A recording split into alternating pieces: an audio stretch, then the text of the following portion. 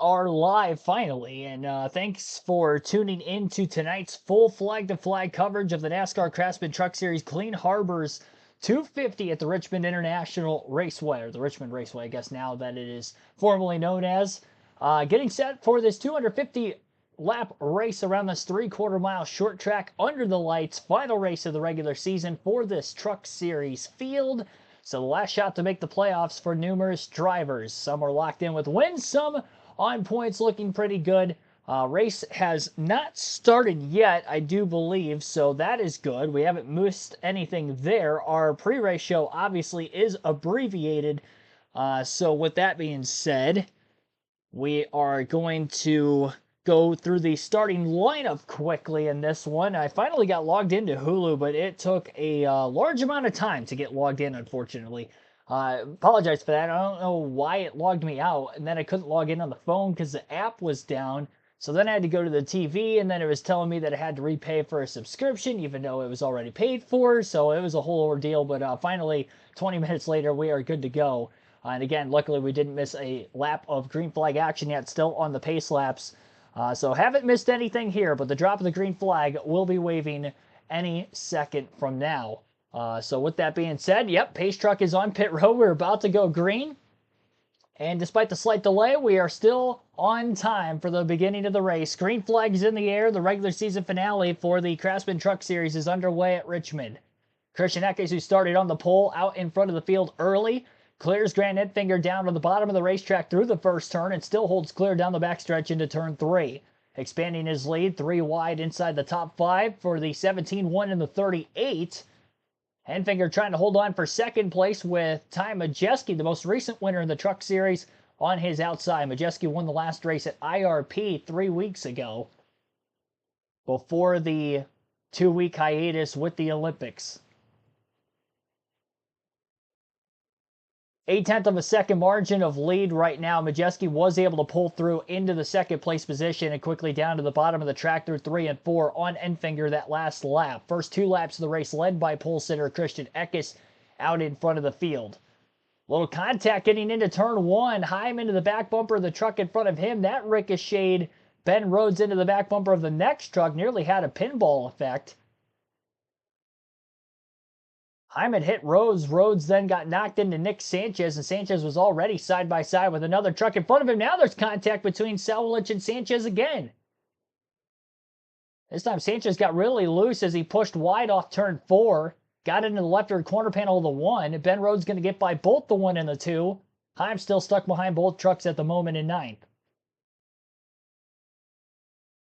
We'll go over the point standings in a little bit once we get to this first commercial break. But again, appreciate everybody tuning in so far here today. Again, sorry for the slight delay at the beginning of this stream. Just having some technical issues with the Hulu account here. But again, we are live for the at least beginning of the race. Haven't missed any of the racing action so far, so that's good. Earl Arnold Jr., thanks for tuning in. I see you as the first down in the chat below. About a 1 second lead for Eckes. Doesn't seem to be as quick as he was when Enfinger was in the second place position. He was pulling away from the 9 and the 98 when they were battling for second. Once the 98 was able to pull into that second place position, they're kind of trading lap times back and forth. That last lap, in fact, Majeski was about 1/10 of a second quicker than the truck with the clean air of Christian Eckes in front of him. Eckes has been pretty good on the short tracks this season. Ty Majeski through his truck career seemingly better on short tracks.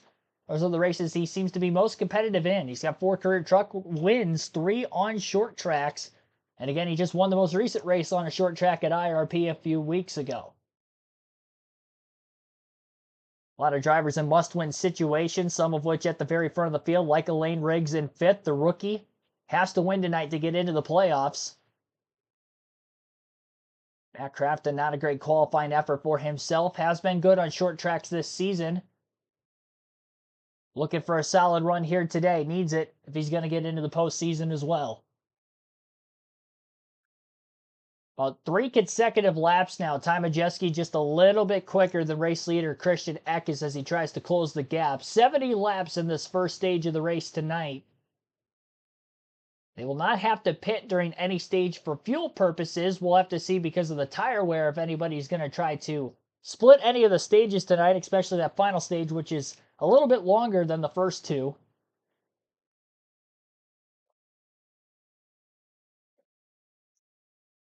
Eckes now has the lead basically cut in half from where it was a couple laps ago, just a 0.3 of a second margin between the top two on the racetrack. See Ty Dillon, Roger Caruth battling for 16th. Dillon's gone backwards a couple positions as of late. Craftsman had his whole left side of his race truck down on the apron through 1 and 2, trying to get underneath the 91. And rides in front of him, Connor Hall, making his Truck Series debut in the 91 tonight. Few drivers making their Truck Series debuts here this weekend at Richmond. Bubba Davis and Wade, thanks for tuning in also. So 11 laps in the books out of 70 in stage one. Again, 250 laps total distance on tonight's race. Get all 250 laps in. The first trip to Richmond for the Truck Series this season, when the Cup Series ran here back in the spring, it was an Xfinity and Cup Series event. Xfinity Series off this weekend. Trucks take their first turn to Richmond instead. And there's been a lot of short tracks on this Truck Series season so far. Last couple years, they've been returning to running more short track races, so good to see them back at the Richmond Raceway here today. Majeski within a truck length and a half, if not closer, to the back bumper of the 19 of Christian Eckes. He runs a slightly wider line through 3 and 4, trying to get better straight line exit speed. Gets to the outside of Eckes. Majeski by inches leads that lap at the line. And soars off into turn 1 with the lead. Easily going to be clear off the exit of turn 2. Majeski working the outer lane to perfection as he makes the pass look easy on Eckes out in front of the field. So new leader here, Christian Eckes now drops to second. Ty Majeski to the lead, and Grant Enfinger in third is also closed. He's within about 0.7 of a second of the race leader. Got to be good on the long runs here at Richmond. A lot of tire fall off. We've already seen quite a bit in this race. 14 laps in, we've seen over a second of fall off with the leaders at the front of the field. Minimal sets of tires for these teams this weekend. Typical for the Truck Series especially. Shorter races, so it's going to be interesting if we get any cautions for incident tonight as to when you're going to put those tires on.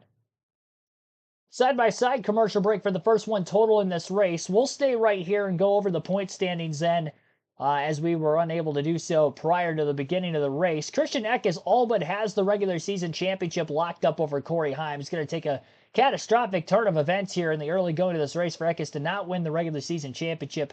Again, 15 playoff points are awarded to the regular season champion. This is the regular season finale. A 50-point lead for Eckes coming in to this race over Corey Heim, of course, who is in second. As far as the drivers locked into the Truck Series, playoff field with wins, 5 wins for Corey Heim, most in the series, 3 for Christian Eckes, 2 for Nick Sanchez, and 1 win apiece for Ty Majeski and Roger Caruth.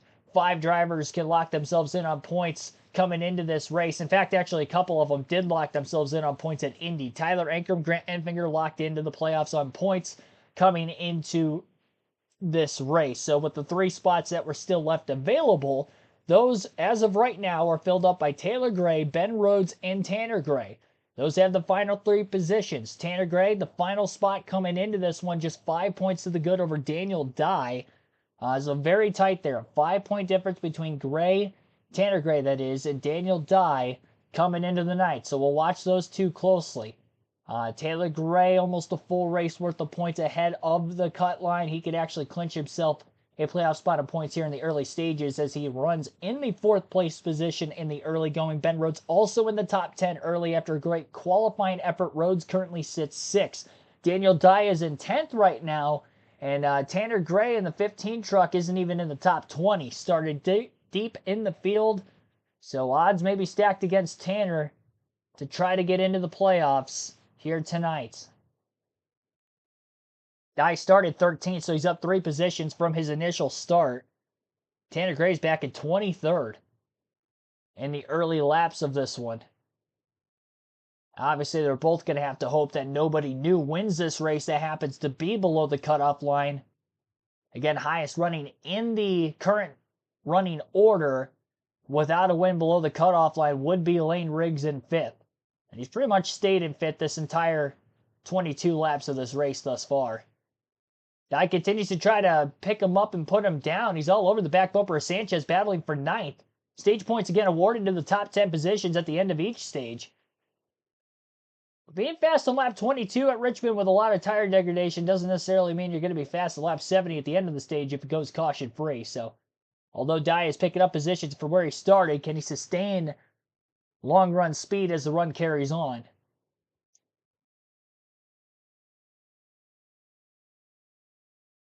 Lettering rubbed off of the sidewall that left her tire on Stuart Friesen's truck. Friesen below the cutoff line coming into the night as well as not a good qualifying effort for him. Started mid-pack. He's currently 14th. Crafton 16th. Crafton, three-time Truck Series champion, has never missed the playoffs. In danger of that here tonight. Stuart Friesen missed the playoffs a season ago after last year missed the playoffs entirely and might make that 2 years in a row. Coming off a rough 33rd place finish at IRP, which put him in a very deep points hole coming into the night. He's more than likely going to have to win.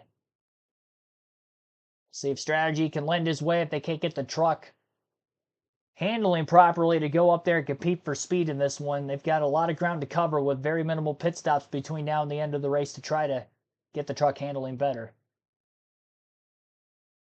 Track temps will continue to drop as we get further into the night, so it will go through slight changes. More changes in the Cup race tomorrow as it starts more in the evening hours and then ending in complete darkness in the night. Slightly earlier start time to that one, by about an hour and a half or so, plus a longer race, of course, by 150 laps as well.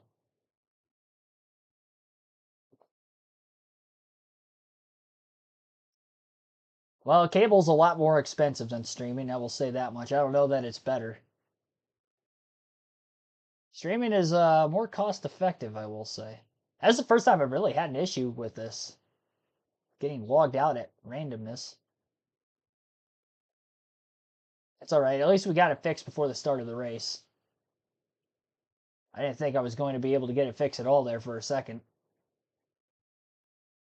Connor Zilic has gained the most positions from the start of the race to where he's currently running. He is in 8th place. He's driving the 7 truck for Spire Motorsports tonight. It was announced earlier this week that Zilic would be running full-time in the NASCAR Xfinity Series for Junior Motorsports and the flagship number 88 car starting next season. Running a lot of the Truck Series races on the shorter tracks this season, road courses that he was able to run at a younger age before becoming available to run the bigger tracks legally once he hit the age of 18. So it'll be interesting to see what he could do in that car next season. We've seen several drivers on a part-time basis this year have great runs in the 88 car. Carson Quapple and Bubba Pollard also getting top 10 runs in the 88 for JRM this year. So good luck to Riggs starting next season full-time again in the Xfinity Series. 29 trucks on the lead lap as we're still caution-free. Lap 29 in this one. A 2.1 second lead for Ty Majeski out in front of the field as he has led the most laps in the early going. He's led the last 17 after the first 12 were led by pole sitter Christian Eckes. Eckes remains in the second place position. 2.4 seconds off the lead in third is Grant Enfinger. Taylor Gray 3.8 seconds back at fourth. Lane Riggs 4.3 seconds off the lead in fifth. Ben Rhodes is 5.3 seconds back at sixth. Corey Heim up to 7.4 seconds off the lead. Rookie William Sawalich is 9.8 seconds off the lead in eighth. Daniel Dye up to ninth, 11 seconds back. And 8.9 seconds off the lead is Nick Sanchez. That is the top 10 in the running order and the intervals between themselves and the race leader through the first 30 laps of tonight's race. Again, the running of the Clean Harbors 250 at Richmond. Again, we'll be tracking that points cushion between Dye and Gray all night long. Again, only 5 points for that final playoff spot coming into this race. And the other two drivers that are trying to point their way in that were above the cutoff line, Taylor Gray, Ben Rhodes. Better cushions coming in, and they are higher up in the running order than each of the two that are behind him trying to chase him in points as they're also in the top 10. Tanner Gray has only moved up one spot in recent laps, and now he just lost that spot again. Back at 23rd, and Gray really is in danger of going a lap down here before the end of stage one with where he's at in the running order and where the race leader, Ty Majeski, is at being the fastest truck on the track currently.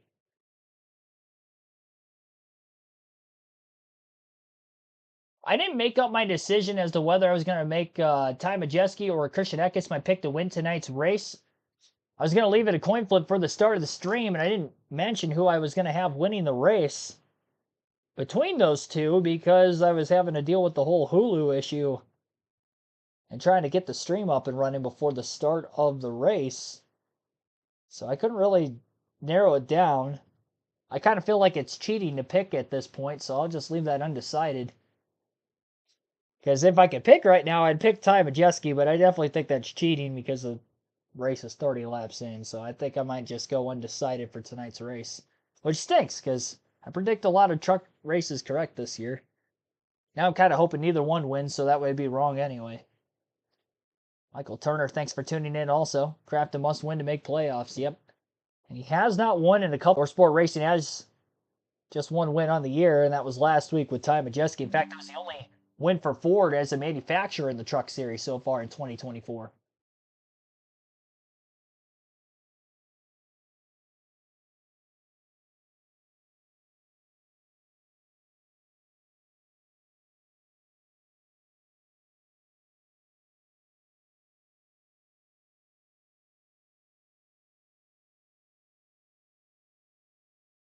Kind of highlighting the baseball game for the MLB that will be played at Bristol Motor Speedway on August 2nd of next year, 2025. That'll be played between the Atlanta Braves, Cincinnati Reds. So that'll be an interesting one. They're trying to set an attendance record. Most fans at an MLB game. I guess technically the Braves would be the home team in that, but obviously neither team from the state of Tennessee. It's geographically, I mean, it's actually pretty close geographically between the two teams. Maybe more of a neutral stadium game, but yeah, interesting to see how that ends up going about next August. Don't worry, it won't affect the racing on track. They're not going to have to change Bristol Motor Speedway fans. Our old Bristol will still remain the same.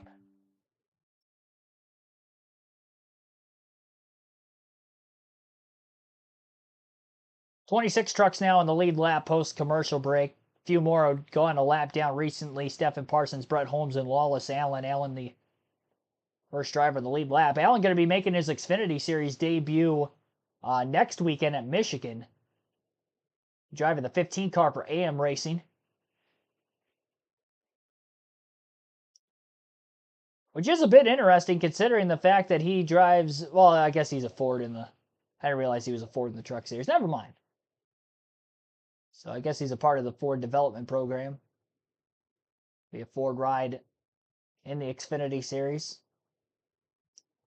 Stuart Friesen's actually lost ground as this run has gone on. He's back to 15th now, and Matt Crafton slowly working himself forward now to 14th on the racetrack. That last lap Crafton ran would have been fast enough for about 8th quickest on the racetrack that last time by, so Crafton's got top 10 speed, just didn't qualify particularly well. This is the kind of track that would probably suit his veteran driving style of just having to manage your tires for the long haul of a green flag run. I guess starting to slowly eat back into the lead on Ty Majeski. Ganekis led the first 12 laps of the race from the pole. Majeski has now led the last 30 plus. Majeski grew the lead out to about 3 seconds, and now it's down to about 2.4 between the 98 and the 19 at the front of the field. And Enfinger closed in behind Eckes once Majeski made the pass for the lead. Enfinger still pretty tightly to Eckes. About a little over half a second difference between the two as the leaders all fight through lap traffic.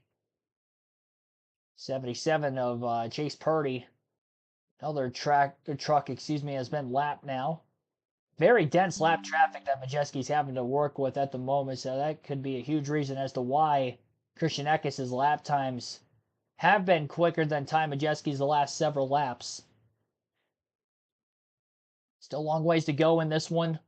Only 25 laps left in stage 1, though, this time by.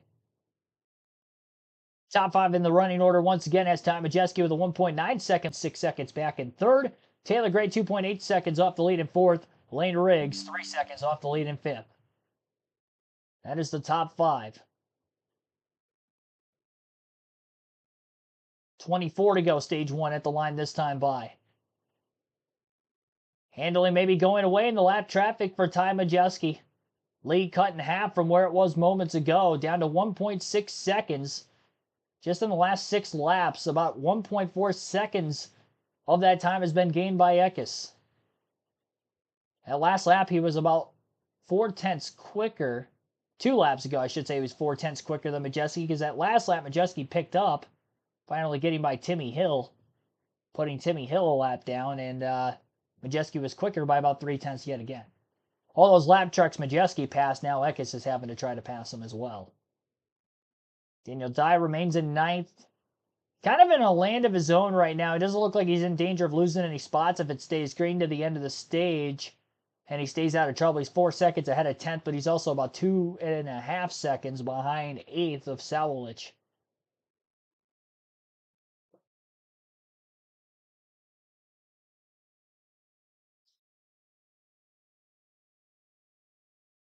Quickly lead back out to 2.6 seconds again for Majeski over Eckes. Closing in on and we were talking during commercials, we see a battle for third. Taylor Gray, the 17, trying to get around the 9 of Grant Enfinger. That's how competitive this truck field is. It's hard to run in the top 20. You've got great trucks, and we have a great battle for that 3rd spot. Nice move by Gray. He was able to get below Enfinger. Now he's going to get caught up behind Wallace Allen, but he's going to make that move as well. Good driving here for Taylor. Lane Rich right there as well in the 38 truck. That is 3rd, 4th, and 5th on that inside line.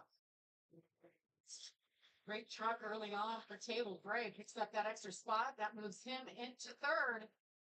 With 20 laps to go in stage number 1, Ty Majeski continues to lead Christian Eckes. Hopefully. All right, I wanted to make sure that audio was loud enough that you guys could hear some of the race broadcasts there. Testing that out for a lap real quick. Another full screen commercial break on Fox Sports 1.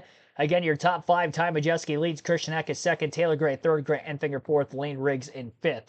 We'll take our first ad break of the stream. You're listening live on KRC to the Clean Harbors 250 at Richmond.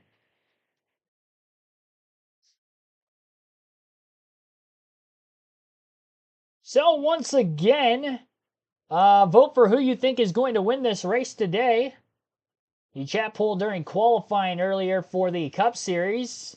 You guys were wrong. Only 13% had Denny Hamlin qualifying on the pole. He was one of the voting options, and he ended up getting the pole, his 3rd of the year. As far as the race win goes here tonight, it is very, very even between all 4 voting options. 30% taking Corey Heim, currently at 44 votes. 25% taking Christian Eckes. 20% for Ty Majeski, and 25% for somebody other than those 3 drivers to win tonight's race. You'll have until the end of stage 2 to vote for that. Per usual.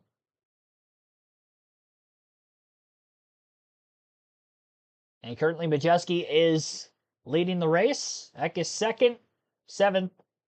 Make that 6 now for Corey Heim, as he just made a pass for 6 over Ben Rhodes. That most recent lap was where the pass was made, because he literally was in 7th as I was talking, and then mid-sentence moved to 6th. So a little over 6.5 seconds off the lead. Majeski definitely had the fastest truck at IRP a couple weeks ago, so really picking up where he left off. They're 2 very similar tracks to each other, fairly flat. Richmond more banking. A lot of tire wear it goes, as these are 2 very old surfaces between IRP and Richmond. But Majeski, again, a great short track racer, one of the better ones in the truck series, and he's proven that again here tonight. Again, 3 of his 4 career truck series wins on short tracks, trying to go for a 4th short track win here tonight. Under the commercial break, we are under our first caution of the day. So caution flag is out. Lap 56. 42 of Matt Mills has crashed. Quite a bit of damage to the right side of his race truck, and it looks to have taken place in turn 4. A lot of sparks coming out from underneath the race truck. Pretty significant damage. Right front tire's down. Not sure if that caused the accident or not. Take a look at the replay. Oh yeah, yeah. Either suspension broke or the right front went flat. The truck went straight up the racetrack in the bottom groove, middle of turns 3 and 4. Sparks and up against the wall. Very hard, and that will more than likely end the day for Mills in the 42 truck. He was already off the lead lap when this incident had taken place. And I doubt that they're going to be able to pass through the DVP clock for the 42 team for Nice Motorsports. But we'll see. Free pass going to go to the 21st place truck of Ty Dillon. Dillon in a must-win situation to make the playoffs here tonight. That truck was in the playoffs last year with Matt DiBenedetto. Actually got their first win of the season as well at Talladega.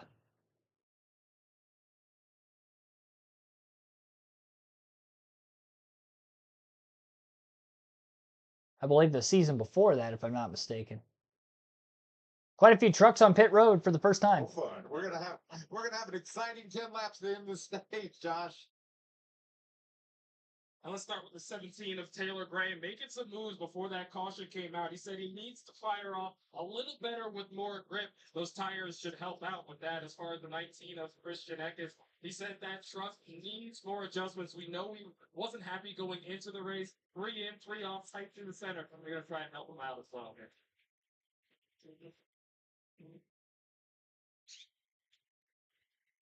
Here, Daniel Dye's going to come in for 4 tires. You see Christian Eckes wins the battle off pit road, off the trucks that came down pit road. This is gonna be wild. Rajah Carew still in the pits. Daniel Dye goes by. Here comes Craftsman. It's under caution for this moment right here. Matt Mills. That was a pretty hard hit for Mills as well. He was able to drive his truck back to pit road, but it still sits in his pit box as we speak. So split strategy there. Some of the lead lap trucks pit, some stay out, not wanting to use a set of tires here.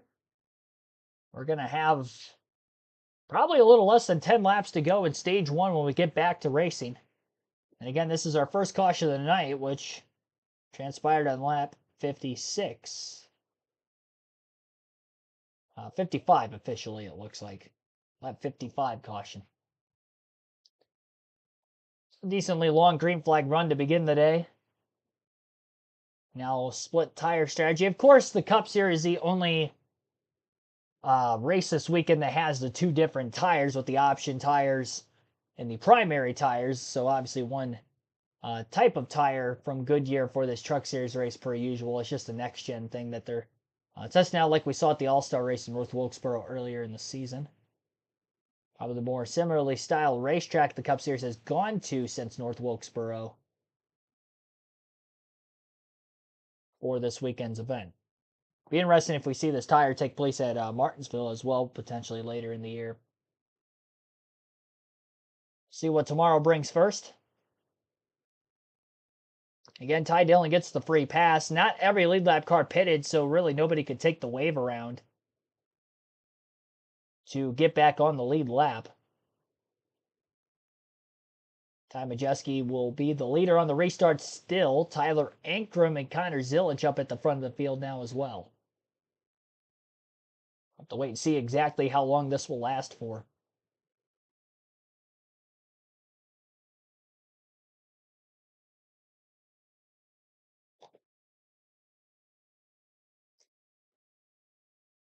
Majeski actually has 5 stage wins on the season as well.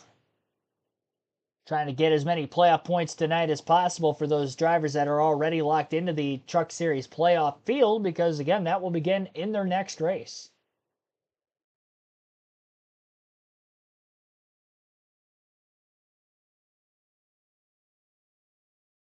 Couple of weeks off for the Truck Series after tonight, so they had 2 weeks off. They come back, they race the regular season finale tonight. They will have off next week and then return the following week at the Milwaukee Mile. Another flatter, shorter track, 1 mile in length, of course. Bigger than IRP in Richmond by size, but another older, abrasive, worn out asphalt surface. So Good stretch of the season for Ty Majeski is what it sounds like.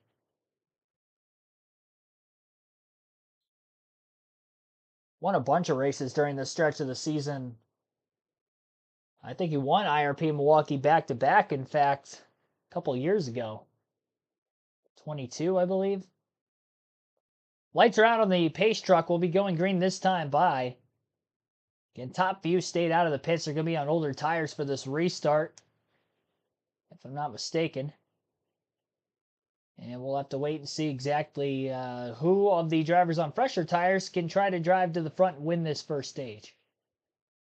So a little strategy again. They're trying to conserve a set to the end. We're going to have 7 laps to go on the restart.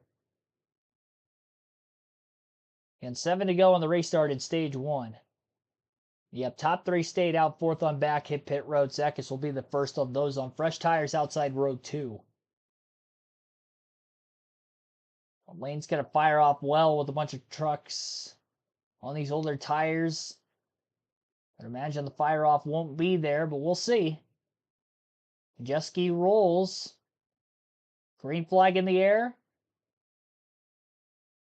Good restart on the outside for Tyler Rankrum. 3 wide to the bottom goes Grant Enfinger underneath the 7 of Zilich into the first turn. And on the outside, 3 wide goes the 19 truck of Christian Eckes, was in prime position. And Eckes comes out with the lead on the back straightaway.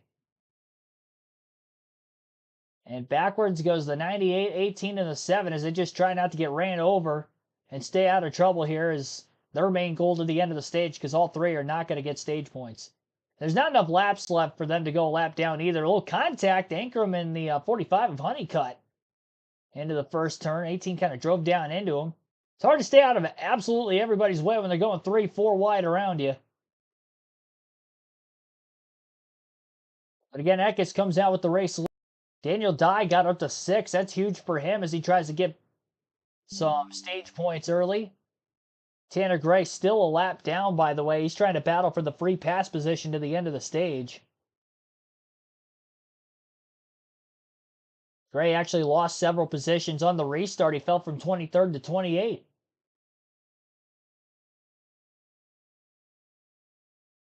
Majeski now falling outside of the top 20. Or to 18th, I guess. The drivers on fresher tires all get around him.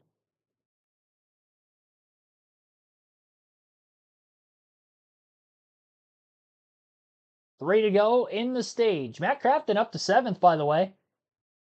On this restart, again, he's in a must-win situation as well to make the playoffs. Trying to put pressure on Ben Rhodes, his teammate, to try to point his way last driver in on the bubble if Crafton or, again, anybody else below the cutoff line were to win.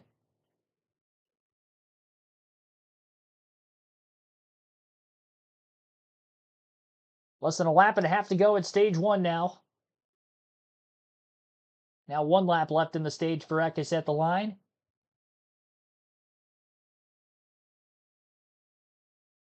Taylor Gray, rather, a little bit quicker than Eckes that last lap. Some of that could be due to Eckes maybe not trying to make any major mistakes in the closing couple laps of stage 1. But Christian Eckes, after starting on the pole, will end up on pit strategy, winning stage number 1. Taylor Gray 2nd, Grant Enfinger 3rd, Ben Rhodes 4th, Lane Riggs your top 5 and 5th, Daniel Dye 6th, Matt Crafton 7th, Corey Heim 8th, Nick Sanchez 9th, Raja Caruth 10th. 1 point per position for those stages. 8th stage win of the season for Christian Eckes, most in the Truck Series. And with this stage 1 victory, Christian Eckes has also just locked up the regular season championship, which was pretty much all locked up coming into the day, but there's the security blanket. So at the end of stage 1, Christian Eckes has now clinched the regular season title.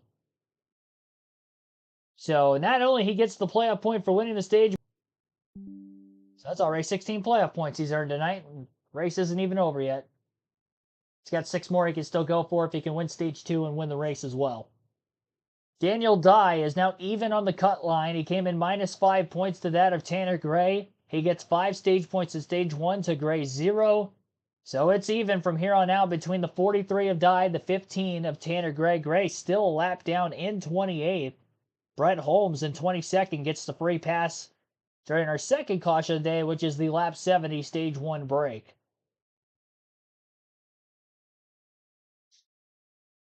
Got that fourth place finish in the Rhodes, both years he won the championship. I mean, he didn't really come on strong until about the midway point of the regular season or a little bit later. We'd actually, the last, when he won last year, we actually had almost written him off, thinking he was not gonna, not gonna contend for that championship.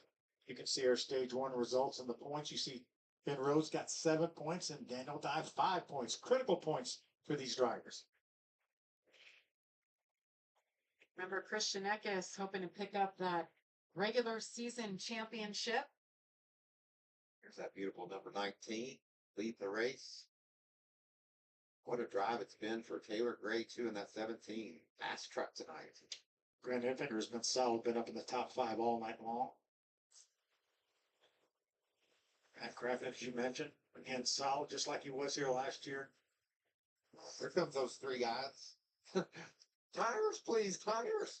Right away, Amanda. And Connors Village makes his way down pit road. It's the first time that he is raced the NASCAR Craftsman Truck Series at a short track. He was telling me about the relationship with Brian Patty and how the communication between this team is really being able to adjust into this. You can see them getting those 4 tires right now. And as we move on to the 98, Ty Majeski, David Pepper was just off camera saying, we sure do find many ways to make this interesting out here. But 4 tires for Ty Majeski to get back to the front, Josh. A little miscommunication for the 18. There was supposed to pay when everybody else did, but either way, they have a really good long run truck and just need a little help on the short run. See that tire that got away there? Unfortunately, we're hearing it's came from Oh, Jessica. no. We already talked about how many ways we figured how to screw this up. Watch that. That tire was supposed to roll.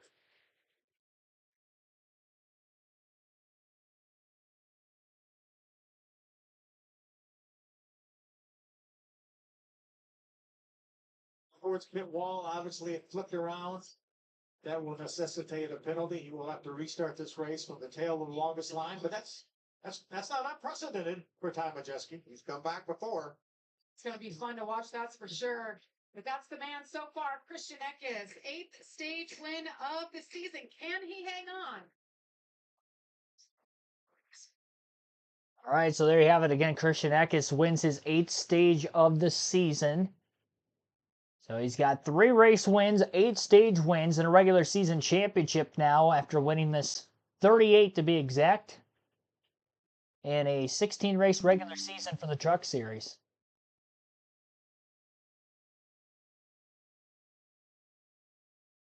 Yeah, 16 race regular season, 38 playoff points for Eckes so far, and again, 6 more still up for grabs tonight before the playoffs begin in the next race at Milwaukee in a couple of weeks. We'll take another ad break before we get stage number 2 underway. Be sure to hit the like button on the stream if you haven't yet. Our goal to get to 100 likes for this Truck Series race stream. Currently, we are at 33. Frank Powers, thanks for tuning in also.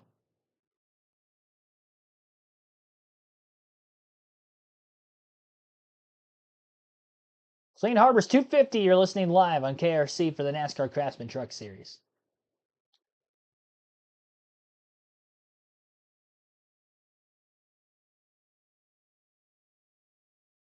A lot of racing still to go here.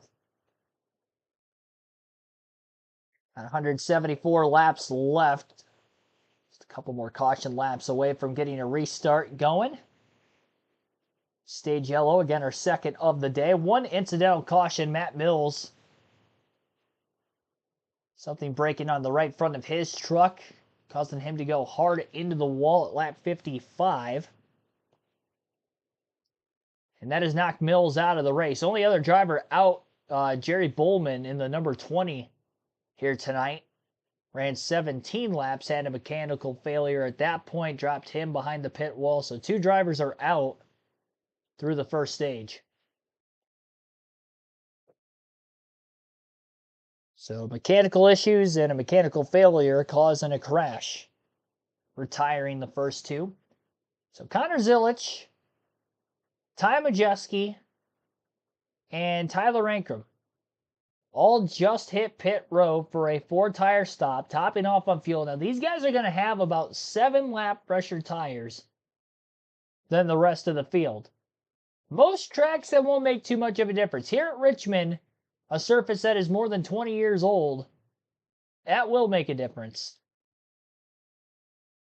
And there is a very high probability those 3 drivers are going to be ripping through the field on this restart, especially in the first half of the stage, before the tires maybe start to even out the closer we get to the end of the stage or the next caution for incident, whatever happens first. And congratulations are in order for that man right there, Christian Eckes. How'd they not officially notice this yet? clinches the regular season championship. I talked about this like right after the stage. Put a briefcase and carry that on to the playoffs. Yeah, he'll get a trophy, which is nice, but I think he wants those 15 playoff points more. That's what it's all about.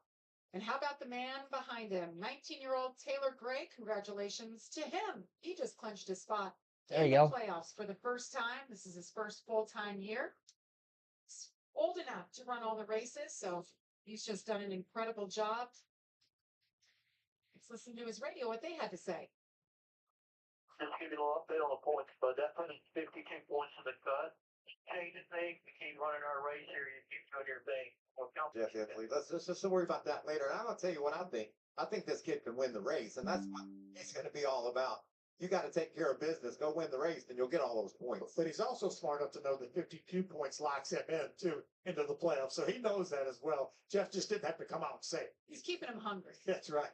to the end. Let's pick up the win while we're at it. They want that win, too. They desperately want that Well, win. they haven't done that yet. So what a moment it would be if they could pull that off here.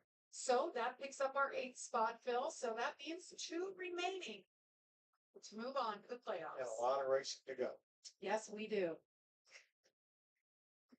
All right, well, congrats to Taylor Gray, clinching a playoff spot here.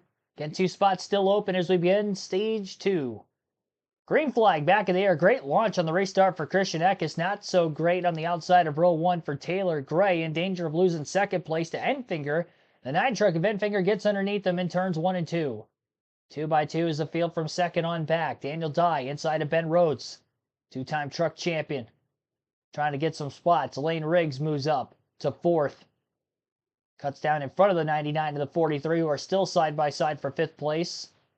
Dye gonna have to hold himself in line right now in the 6th place position. Rhodes to the back bumper of Riggs. Can't get there to try to help move him out of the way. Big run on the outside through turns 1 and 2 for Corey Heim. He's kind of been mired back in the back half of the top 10 the entire race. Of 1 and 2, completes the pass on the other end of the track through 3 and 4. Now he's clear. As long as we don't get another new winner below the cutoff line, Daniel Dye is putting himself in a great spot. If he could just finish off what he has started here today, he'll be making his first playoff appearance in just his 2nd full-time season in the Craftsman Truck Series. Really only been above the cutoff line for a race or two all year. Came in -5 to Tanner Gray, but again, Gray still a lap down. For back at stage 1, failed to get the free pass during both of the yellows we've seen so far tonight.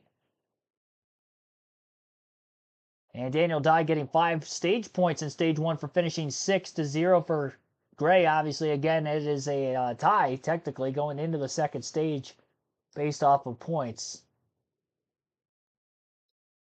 Battle for position side by side for 9th, Raja Caruth and Nick Sanchez. This is as high as we have seen the 71 of Caruth in the running order so far tonight. Still a logjam of a mess, 2 by 2 in the back half of the field. Ty Majeski trying to work himself forward. An uncontrolled tire penalty for the 98 team, so didn't lose many positions out of that to go to the tail end of the longest line of the race start, so behind all the lappers. And he hasn't really passed many of them so far, despite having about 7-lap pressure tires and obviously one of the faster, if not the fastest truck in the field. Dominated stage 1 in the laps led category, still led the most laps to this point in the race. Trying to conserve a set of tires, and now he's back in the Hornet's nest. And a lot of contact between those lap trucks around him in the running order those last couple of laps. He's only holding Majeski up even more. 3 by 3 traffic now right in front of him. He's got nowhere to go. I mean, they're 3 wide. on a shorter, tighter track that already is very difficult to run side by side in a corner, let alone 3 wide.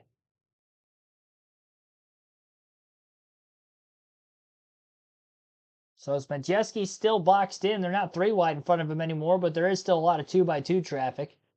Sails it in on the 76. Nobody really for position directly in front of him. William Sawalich is a couple trucks I should say, still ahead of Majeski.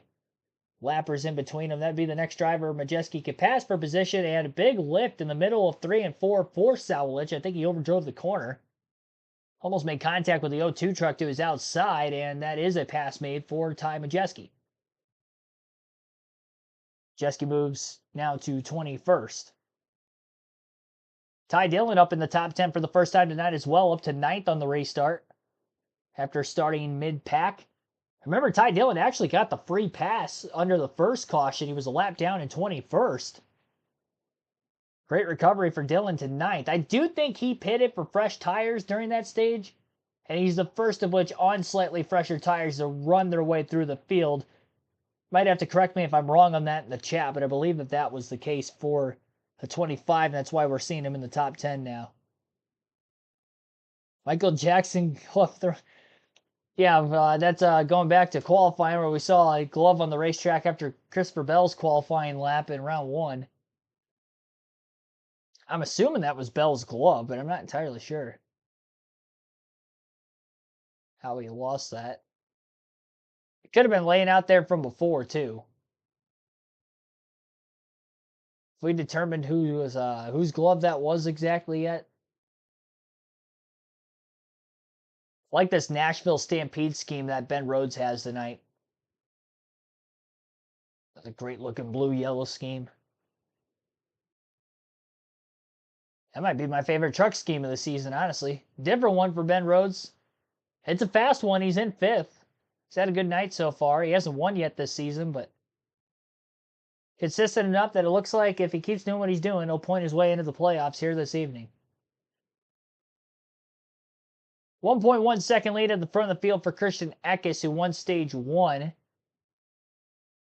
Started on the pole in this race. This is the second different time, of course, that he has led. 41 laps led and counting for Eckes currently, and Ty Majeski has led the most with 51. They're the only 2 drivers to lead, and there has been 2 lead changes between them. And again, the 2 yellows, lap 55, lap 70. Matt Mills incident, lap 55 stage, and at lap. Playing out for today. He's like, depending on how this thing goes, I have different scenarios, different ways I want to play this. So keep an eye on how things play out for the 13 and what Rich Lucius does to top that pit box to get his driver in a must-win position. I love what Rich Lucius, what he does and the calls he makes. But, we talked about it earlier, that these guys don't just make these judgment calls by the seat of their pants. He has strategies, but he has multiple for different scenarios that they are currently in at the moment that the caution comes out. And they thought about it for 3 weeks since our last race at 13. That's right. But Christian Eckes continues to lead him here at Richmond Raceway. Yeah, let me know in the chat if you can hear the race audio perfectly fine on Fox Sports 1 when I do have it there. A little bit different setup here this afternoon, so I'm not sure if you guys can hear I had to use my phone still earlier because of the NBC Sports app for qualifying and practice, so that didn't change. But for this truck race, it has, so just let me know if you could still hear Jamie Little, Phil Parsons, and Michael Waltrip in the booth clearly.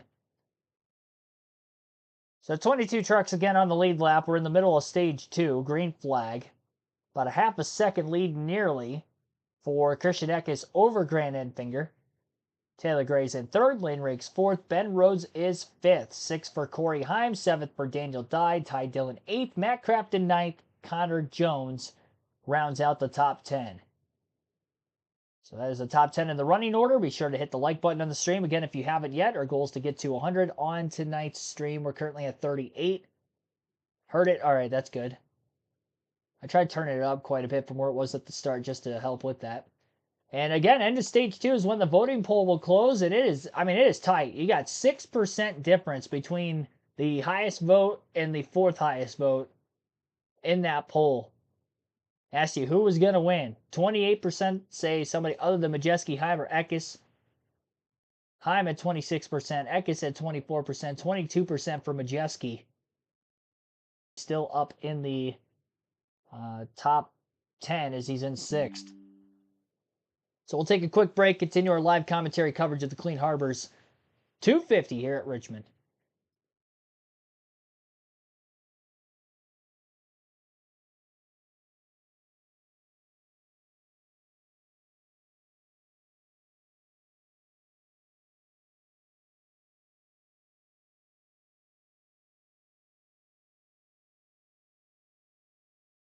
Let you listen into more of the mid-race audio as well when they come back from the full-screen commercial break that is currently airing on FS1. Battle for the lead starting to tighten up a little bit between Christian Eckes and Grant Enfinger at the very front of the field. Now just a 0.2 of a second margin of lead in the midst of lap traffic. Welcome back to Clean Harbors 250. Nice battle. It's all over, but Christian Eckes under pressure from Grant Enfinger. Saw him. He was stronger late, kind of faded a bit. Now he's come back on. It's right there on Christian Eckes. Now Taylor Gray, the orange truck right behind him, is not far either. That's first, second, and third. He opened up a little bit of a gap over that yellow stuff right there at Wayne Griggs in fourth. Enfinger is the only former winner in the field. Yeah, the 23 truck sliding up out of the way. Here comes Torrey Heim. Checking Ben Rhodes for tough. Slow and steady progress goes Corey. Ooh, look at that crossover there. A nice run off the corner. Look at his bottom. Just make it work. This truck, beautiful looking truck, but how cool. It's a PBR, it's professional bull riders. It's a team, and they won the championship last year and decided they wanted to get on board the truck this time. Just Dylan 17. Yeah, They did. well, yeah, Austin was saying today here in Richmond that he had gone for the running out tonight. That's a unique sponsorship partner. At least the truck's not looking like a fucking 12. It has on occasion. It's more like the Cadillac at Tyson Spoon. Yeah, they worked through the issues earlier. Ben Rhodes. And that's what he needed. Had a couple of not so great finishes. Just needed to come in here, be smooth, don't make any mistakes. Came in with a 22-point advantage in ninth, above cut line. Christian Eckes with a half-second lead over Brandon Enfinger. Taylor Gray, Lane Riggs, Ben Rhodes, the top 5. Corey Heim right behind him. Daniel Dye, Ty Dillon with a really nice effort tonight so far. Matt Crafton in 9th and Connor Jones in 10th. Our chicklets showing the fastest speeds. They're scattered all out across the top 20, aren't they? Yeah, how about 11? So our fastest truck. And there's Ty Majeski down in 16. But still showing that he has a fast truck. Really doing a nice job, showing a lot of patience. I haven't seen him make any mistakes whatsoever in practice in traffic. I think he just was patient, like you said. Absolutely. We talked about earlier how important it is to be patient and take care of your tires. There was no reason for him to get in any hurry back there in the mess he was in. Picked his way through, as you can see last time by, the fastest truck on the track. So they're going to hear from Tom Majeski again for sure. And they're going to get you strung out a little bit more than we did right after the restart. It's going to be easier for him to make those passes. Connor Jones there in the 66, doing a great job tonight. He's up inside the top 10, battling there with Tyler Ankrum. Connor's a part-time driver and dabbles in some other series as well. Never finished in the top 10, just outside the top 10, but trying to get it done here tonight as he has a battle with Tyler Ankrum, who's trying to take away that spot. Drivers on the same strike. We both hit it on laps. As is the case for the truck just behind them. Black truck Tarzilla is on the same strategy as well. So I mentioned that Connor Zillich made the announcement last week. He'll be racing for Junior Motorsports full-time next year. Being 4 Xfinity races coming up here in the next couple of months. He's got 4 more truck races planned. And if they can get some funding, they hope to race in the finale at Phoenix in the truck series. So We'll run a handful of ARCA races. He's actually running for the championship in the ARCA Menards East Series. They have a couple of races to go. Those are combination races with the National Series. We talked about the fact that we'll see him at Michigan next week in his first start ever on a big fast track. I have a feeling his eyes are going to be wide open when he sees Michigan for the first time. Amanda, what are you hearing? As you take a look at the three-time NASCAR Craftsman Trucks champion of Matt Crafton notes that he has a win or bust to get into this playoff and keep that streak alive, but it's not without effort tonight. He's told the team that the truck is simply too tight in the middle. As I'm driving this, I'm starting to get brake shake. And then moving on for a quick update on Tanner Gray. He came into this race hoping to defend an opportunity to race in his first playoff ever. His team is telling him, keep your eyes forward. The goal is to get around the 33 of Flawless Allen so we can put ourselves in that lucky dog position. They are trying to battle back and grind through it, like Tanner said at the beginning of the race. Wow, what a challenge it's been, though, for that truck of Gray. Just doesn't have anything he can work with. The secret had been there is Dean Thompson in the 5. That's the first truck he needs to get by. And then Allen.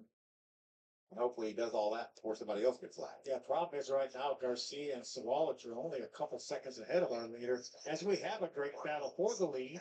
And they're trying to grab. Lap traffic right ahead of him. What do? Christian Eck is trying to hang on to it. He goes to the outside. Grant Enfinger to the inside. Look at this battle. Grant Enfinger in the 9 truck trying to lead for the first time here tonight at Richmond. Meanwhile, Taylor Gray back there in the 17, that orange and white truck. He's trying to get a sniff. He says, you guys stay side by side. I want a piece of this action. How about that? Lap 115. Three-way battle for the lead. 25 laps to go in stage number 2. Christian Eck has picked up stage 1. Grant Enfinger pick up stage 2. Trucks gets better as we run, guy. Yeah, Eck has slid really wide there. Enfinger was able to take advantage. Grant Enfinger, new leader in Richmond. All right, so Enfinger takes the lead for the first time here tonight. Christian Eck sits second, Taylor Gray third, Lane Riggs fourth, Ben Rhodes in fifth, Corey Heim sixth, Daniel Dye seventh, Tyler Rankrum eighth, Ty Dillon ninth, Matt Crafton rounds out the top 10. Connor Zilich in 11th, Connor Jones 12th, Ty Majeski up to 13th on the restart after being at the tail end of the field. Caden Honeycutt 14th, Nick Sanchez 15th, Roger Groot 16th, Connor Hall 17th, Stuart Friesen 18th, Bailey Curry 19th, and Brett Holmes 20th. 21st for William Sawalich, Jake Garcia 22nd, last truck on the lead lap currently. Dean Thompson in 23rd, Lawless Allen 24th, Tanner Gray 25th, Timmy Hill 26th, Chase Purdy 27th, Mason Massey 28th, Stephen Parsons 29th, and Spencer Boyd 30th. 31st for Thad Moffitt, Justin Carroll 32nd. 33rd place for Mason Maggio, Keith McGee 34th. And 2 trucks out of the race, 35th, 36th, Matt Mills and Jerry Bullman. So again, the last 3 laps led by Grant Enfinger. First time he has led so far tonight. Christian Eckes has led the most from the pole of 64 laps led, and Ty Majeski has led for 51. Eckes was the stage 1 winner, only 2 cautions, lap 55. Most recent yellow, lap 70, the stage 1 end. So that is where we sit right now. 3/10 of a second marginal lead for Enfinger over Taylor Gray as Eckes now falls to 3rd during the commercial break. Listening live on KRC to the Craftsman Truck Series Clean Harbors 250 at Richmond.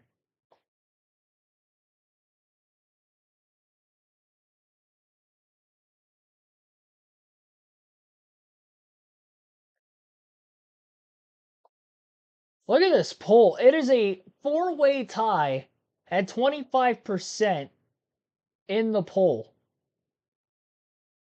Voting closes at the end of stage 2. That is insane. All 4 voting options are at 25%. I've never seen this. We've been doing these chat polls really since last season.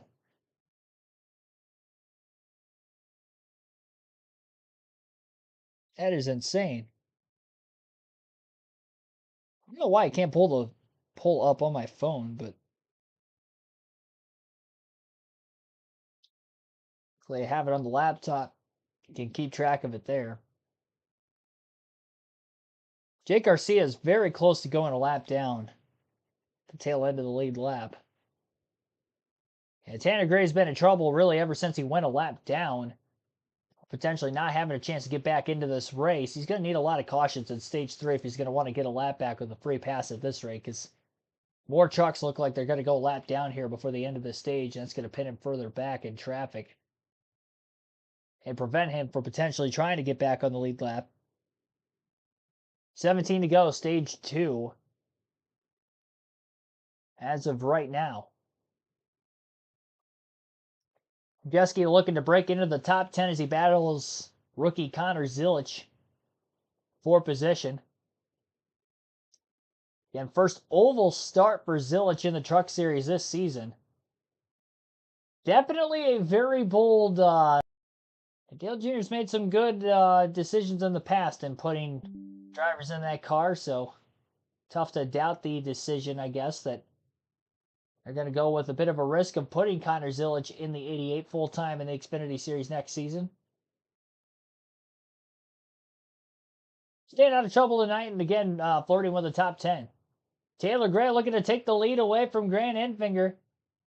Stuffs his way to the inside of Enfinger, maybe using the lap truck of Garcia as a pick. Gray clears both the 13 and the 9. And this is now the first time Taylor Gray has led at Richmond. He's never won in the Truck Series in his career. He just locked up a playoff spot through stage 1.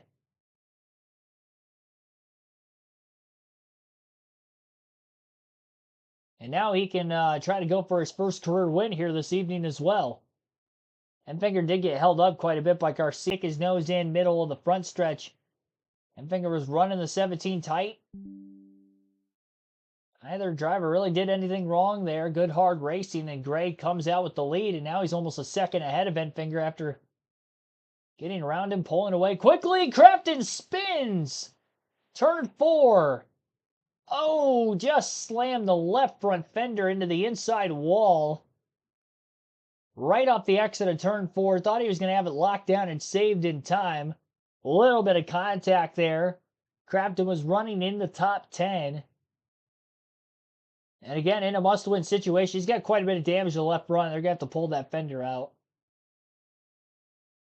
And that may be the end of the playoff hopes for Matt Craftsman. He'll be able to continue in the race, but now he's going to have to come back from further back in the field. Looked like he was battling Caden Honeycutt, I believe, for position. In the 45, made contact with the left rear of Honeycutt. Had a lot of room there. I think he just overdrove the corner and made the mistake. So the 3-time truck champion down on pit road for repairs. To that Menards truck. See a little bit of tire rub there on the right front. Goodyear tire probably started the spin. Well, that was from the contact.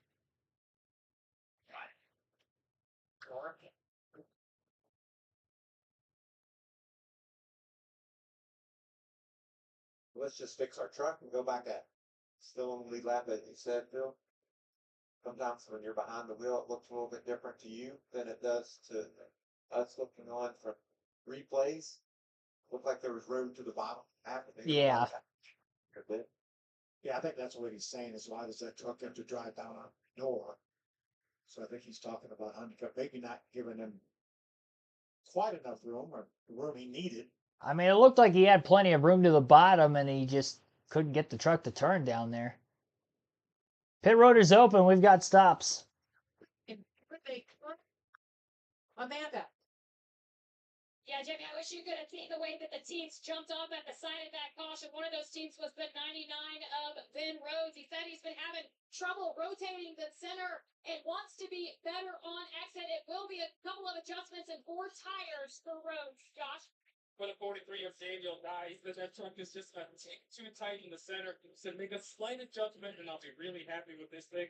Romain Riggs in the 38, he says this thing is just way too tight. Sometimes it feels like the right front is going down. Otherwise, as he told him, running some of the fastest laps, they just need to get that front dialed in forward.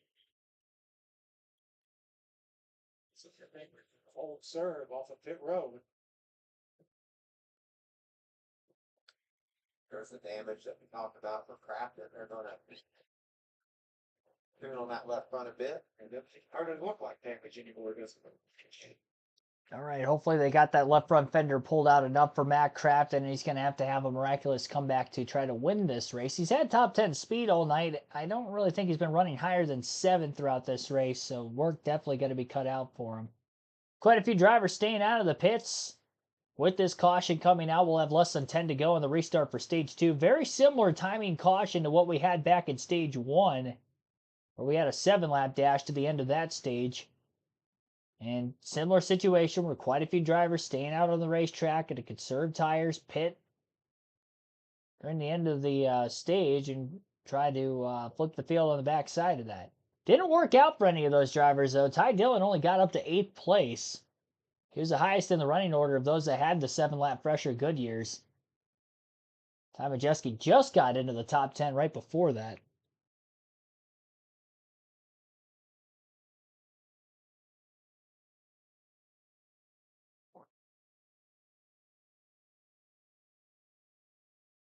All right, again, start time for tomorrow's live commentary stream for the NASCAR Cup Series at Richmond Raceway for the running of the Cookout 400 will begin at 5:30 p.m. Eastern. Again, night race on a Sunday night under the lights at Richmond, 5:30 p.m. Eastern. We will go live for our pre-race coverage there. It's like Ty Dillon stayed out of the pits again. He'll be the leader on the restart. Quite a few stayed out there. Actually, it looks like only the top 3 trucks stayed out. Ty Dillon, Stuart Friese, and Bailey Curry were the only 3 that stayed out. All in must-win situations to make the playoffs for the Truck Series field. So why not try something different in a must-win situation at this point anyway? I like the call. Gonna need cautions to land their way in Stage 3 for this strategy to work for them, but it's worth a try at this point. Again, we should be getting restart in very shortly. We will have less than 10 to go in the stage.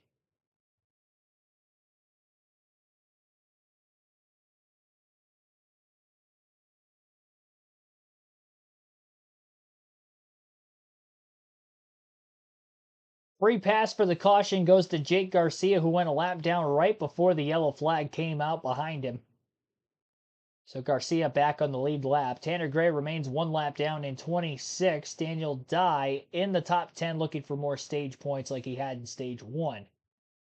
Lights are out on the pace truck. They'll be going green with 6 laps to go in Stage 2 this time by. Again, first 2 stages, 70 laps in length. Final stage tonight, 110.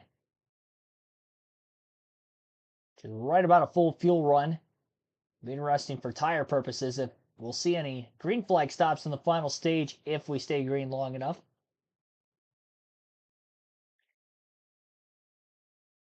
So Ty Dillon on the older tires at the front of the field, inside row 1 for the restart. He's a control truck, green flag, back in the air.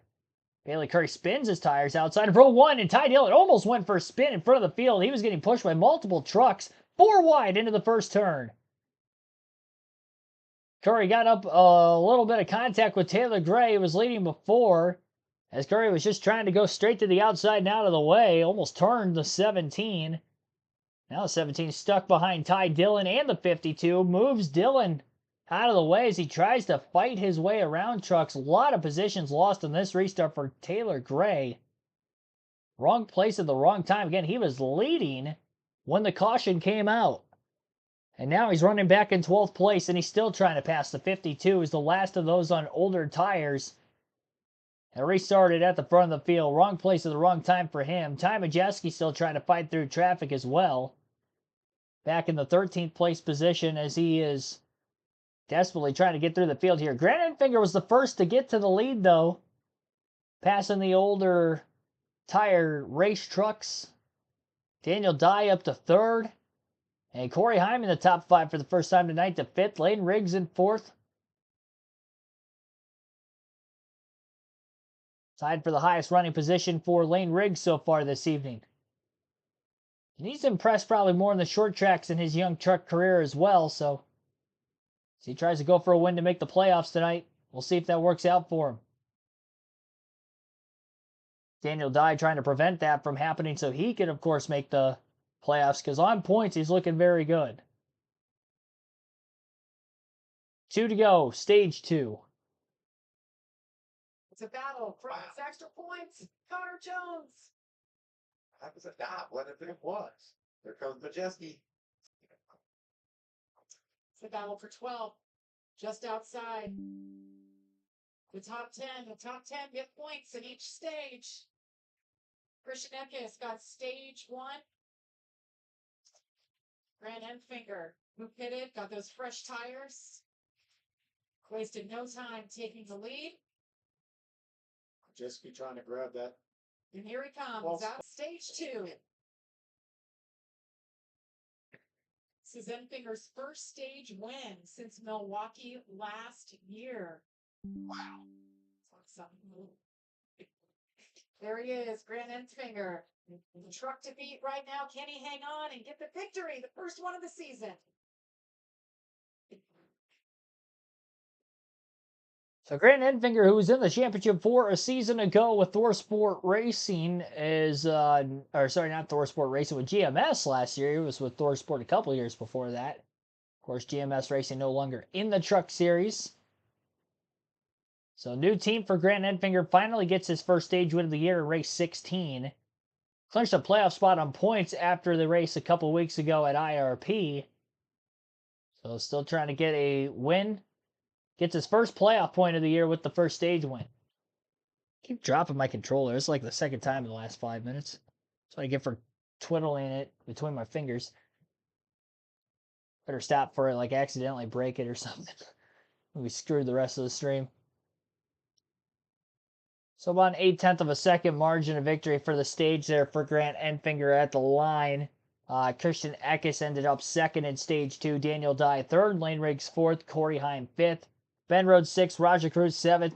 Tyler Anker made Taylor Gray ninth. Connor Jones 10th. 1 point per position there. Daniel Dye gets 8 points. So for Tanner Gray to make it into the playoffs, he has to beat Daniel Dye by 8 positions or more. So again, 8 positions or more for Tanner Gray to make it into the playoffs. That's how much he has to beat Daniel Dye by. So as long as Dye finishes within 8 positions of Tanner Gray and we don't get a new winner below the cutoff line, Tanner Gray will miss the playoffs. Daniel Dye will get the final spot on points. Ben Rhodes in a pretty comfortable situation, scoring a bunch of stage points today. He's also ahead of Dye in the standings by quite a bit.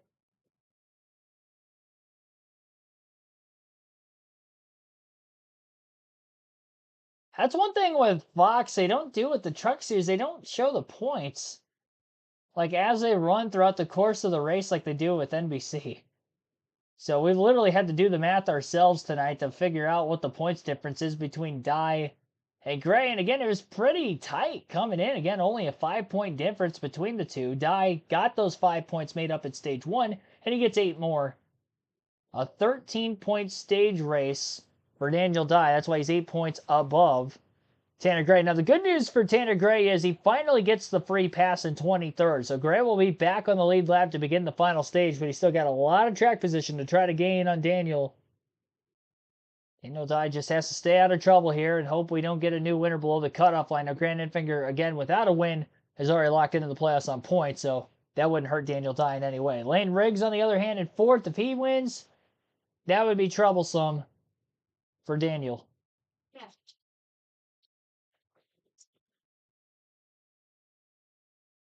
So only trucks that are going to hit pit road during this caution are the few that stayed out of the pits during the last yellow, that being Stuart Friesen, Jake Garcia, who would have gotten the free pass in the similar situation. Bailey Curry stayed out of the pits as well.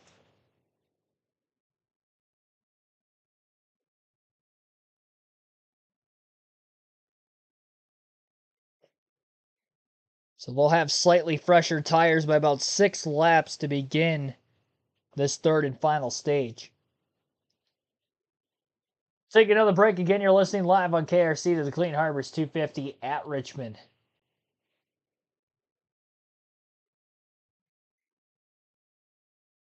$49 likes on the stream.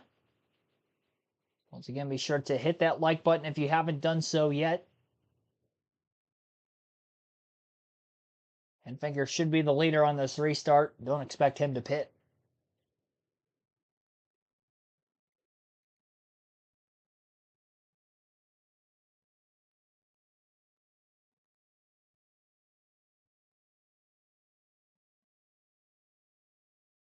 Ty Dillon also just hit pit road. So he stayed out of the pits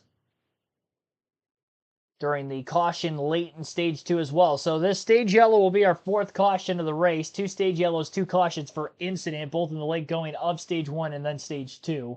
1 in each stage, of course.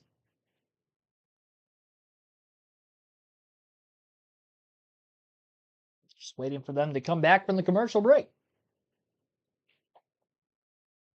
End of stage 2. We got a diecast showing, and we have to close the poll.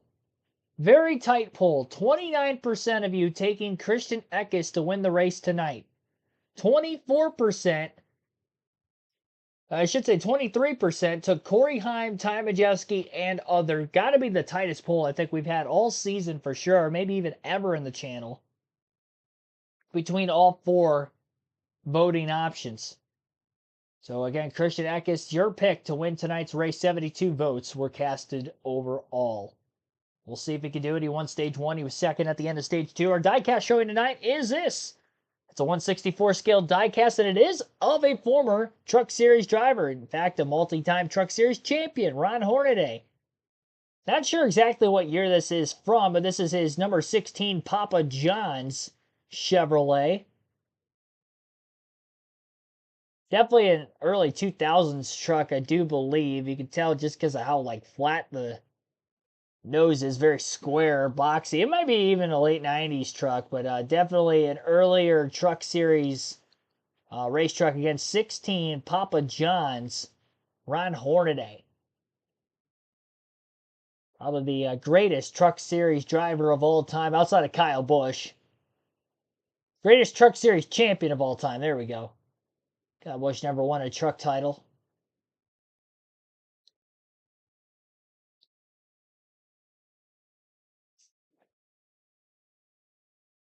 So it's the first time tonight they showed the points as they run.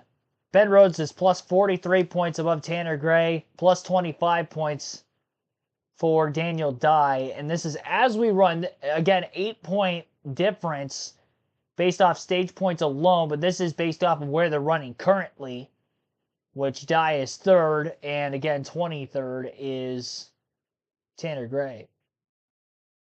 It's going to take to bring this home, get the win you need to make the postseason. Yeah, I think we're just gonna, hope that this last adjustment helps the truck on the long run, and I think we can run with these guys for sure. Lane's done a really good job, just starting to put these races together, and he's really, coming into his form that we know he could do at the beginning of the season. So, loves RV stop. F-150 has been really good, and just trying to keep it up here, maybe get off strategy at the end and see what happens. So, doing good. Amanda? Yeah, Josh, it's not official yet, but a great night for Ben Rhodes so far. His crew chief Doug Randolph just told me it's been hectic. How's the plan? There in the Nashville Stampede Ford, we got to be a little conservative here, playing smart. Obviously, we could have a new winner. We're just trying to finish this off and make sure we get in the playoffs. Thank you, Doug. Good luck. I love what he said. He knows it. And we know it. There could be a new winner. And we also have heard about strategy. We talked about how the first 2 stages were pretty straightforward. This is going to be all but that. These guys are going to try to pull some strategy, hit sooner than the rest, later than the rest, trying to catch a caution. We're going to see a little bit of everything in this final stage. We're going to restart with about 101 laps to go. Look for pit stops under green if we stay green in about 50 laps. All right, here we go. 101 laps to go. Green flag back in the air. Outside row 1 here for Grant Enfinger. Interesting. Gets a good push from behind. Big block by Daniel Dye. Corey Heim to the apron, trying to find himself room as he forces the 43 up the track. Dye hangs onto his race truck, but is in danger of losing several positions now. That was a very aggressive move by Corey Heim. He was on the apron into the corner and just basically launched his way up the track into the 43. And big wreck behind him. Oh, Craftsman's involved. Looks like Thad Moffitt's in it. Dean Thompson kind of started the wreck. He knows the wall very hard with the outside of his race truck. Several others, 22, involved in the incident. It's Keith McGee. Not sure how it started, but we saw how it finished. It's going to knock several trucks out of the race. Enfinger had the lead when the caution came out behind him. The 0-2 also involved with severe damage. It's Mason Massey. There's that 5 of Dean Thompson. Thompson knows the wall. I don't know how he doesn't have more damage. Damage he really had. I think they had probably lost blood pressure and had to stop. Watch the 25 truck. Right side of your screen, that white truck. Way down low is Ty Dillon, and he gets hit by Chase Purdy, and that knocks him into the back of Dean Thompson, and around Dean goes. Well, I don't know how some of these drivers missed that. Stefan did a really nice job in that 75 truck to avoid that. Matt Craftsman sneaks through as well. Watch this mess back. What? 45 truck right there, just getting through. I don't think he got a scratch on him. Kate Honeycutt. Matt Craftsman did a great job. He actually stopped. This is Tanner Gray's on board. Great job by the spotter. Low, turn down. That's exactly what Tanner did. And he missed me.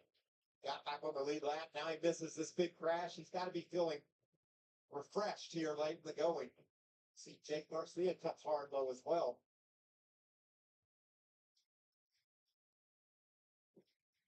So the 5th time that the caution has been out tonight. Thad Moffitt needs a little help to get off the racetrack, bring him back to the garage. Keith McGee getting out. I don't think that changes our strategy. Nobody's going to stop here, and that's just going to prolong it. Okay, however many laps are left in this race, once we restart, then cut that in half, and that's when we'll start seeing pit stops. Maybe even a little bit before that is a possibility, but then also you got to think of a guy, say you're Tanner Gray. You might try to stretch that out and just keep going. You know you don't have a chance to win the race or to point your way in. If you do what everybody else does, do something different, take a chance. Grant Enfinger continues to lead here as we're under caution for the 5th time from Richmond Raceway. Yeah, 5th caution of the day, 3rd for incident. Definitely the biggest wreck we have seen so far. The other 2 were single truck incidences. This one obviously was not. First lap after the restart in turns 3 and 4, 4-truck accident involving Thad Moffitt, Keith McGee, Dean Thompson. It was actually more than 4 trucks. We have 4 listed involved in the incident. Ty Dillon, who didn't really have much damage from the crash, listed involved in the incident, but then Dean Thompson with quite a bit of damage. Keith McGee, Thad Moffitt each had a lot of damage. Mason Massey was also involved in the wreck in the 0-2.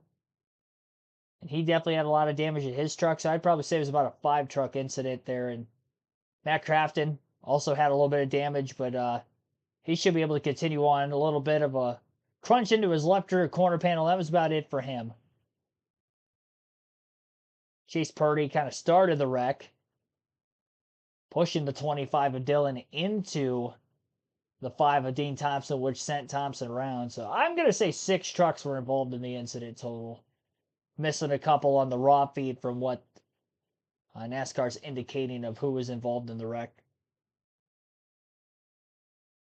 We're missing a couple trucks there. Half a dozen trucks involved in the incident. I think it's going to definitely knock at least 3 of them out of the race. Most of them were off the lead lap anyway. And free pass with this caution coming out is going to go to the 33 of Lawless Allen. So Allen will get the free pass to get back on the lead lap. And yeah, definitely still a little too early to try to make this final pit stop, as each of these teams still have 1 set of tires left remaining the rest of the way. A little under an hour and a half into the race. 95 laps to go in this 250-lap race at Richmond. Regular season finale for the Truck Series. You're watching, listening live here on KRC.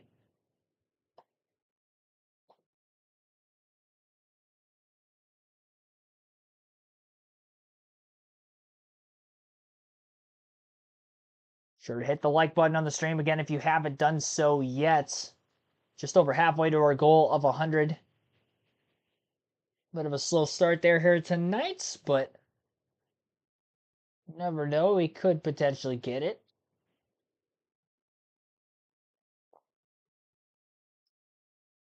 Again, our Truck Series coverage will begin tomorrow at 5:30 p.m. Eastern Time. Full flag to flag action, 400 lap race tomorrow around this 3/4 mile short track. That's live 8, 7 Central on Fox. That's some good action right there. You know who I think would make a good WWE fighter? Who? Taylor Gray, Yes, he would. the big feller. He is strong. And he's You been wanna- he's you been wanna strong ask him tonight. if he's thinking about that, if he ever watches WWE, or you better stay on subject. Yeah, you think- Congratulate him for moving on. Okay.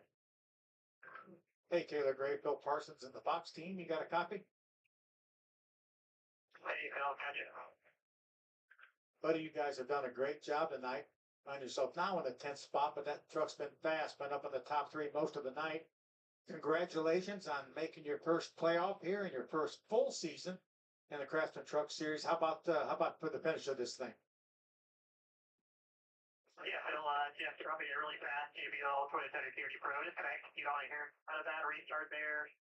Struggle with people on tires there. And just kind of have to find our way out of this little hole that we put ourselves in. But, I got a lot of confidence in my Tricon Garage guys. And, just have a really fast truck. Kind of let everything play out. Just execute all that one. Sounds good. How about we ask your crew chief? We have him on camera, Jeff Hensley. Hey, buddy, great job here getting this truck in the playoffs. You guys have been solid all year long. What are you thinking about the rest of this thing? Well, I mean, we'll see how this shakes out. I mean, I think we got a top 3 truck. I don't know if we got a winning truck or not, but so I think we got a top 3 truck. The longer it runs under the green, the better off we are. It seems like every time we get ready to take the lead on the stage, the caution comes out. So it's not me for us to win the stage tonight, but Taylor's done a heck of a job taking care of the tires. See what happens. We've already done what we come to do, and now we'll just see if we can't transfer only our points and maybe get us a win here tonight. All right, buddy. We talked earlier in the day about what would happen here if we get green flag running here in this 3rd stage. If we go green from here, when are you going to stop, Jeff? Oh, I don't know. We're just gonna play that by ear and see what happens. I know. Play close to the vest. I got you. I can see you smiling too. Thanks a lot. Yeah, he doesn't have any idea what he's gonna do. He's telling you, he's not gonna take that in question.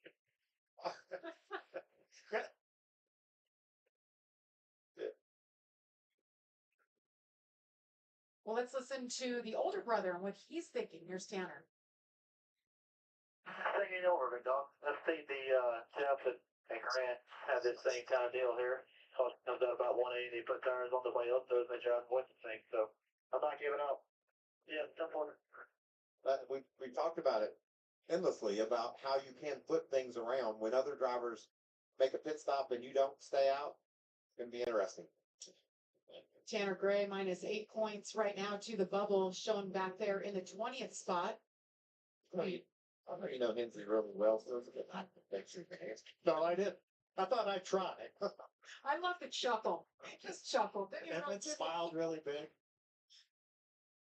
Trouble for Dean Thompson. That was a hard hit. They were just getting up to speed into turn 1, and around they all went. Turn 3 by that time, I guess, after the restart. Hard impact for him. Still cleaning this track up. We saw that 46 truck with bad moppet down on the inside, and then safety 3 times to get that thing hooked up in a lengthy caution. And drivers, I don't think mind that much right now, Phil, because we see how much these tires fall off.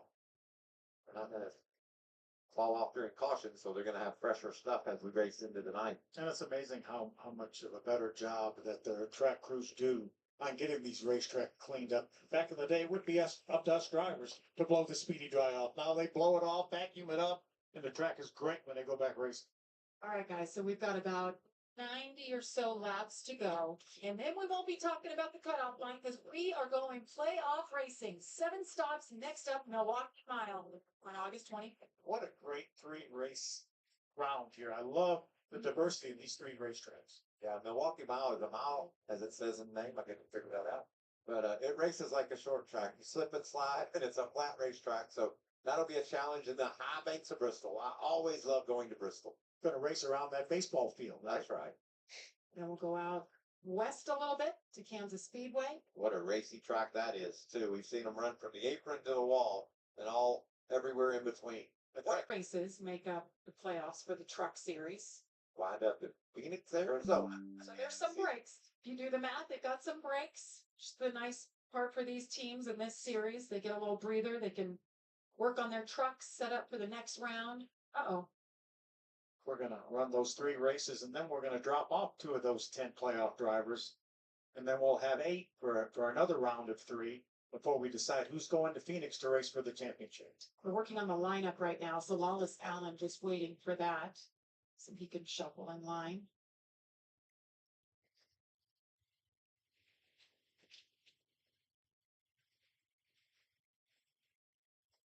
Wallace Allen thought he was the free pass. NASCAR has now rescinded that pass to him, and they gave it to Chase Purdy. He'll go back on. Yeah, but Chase Purdy caused the incident, though.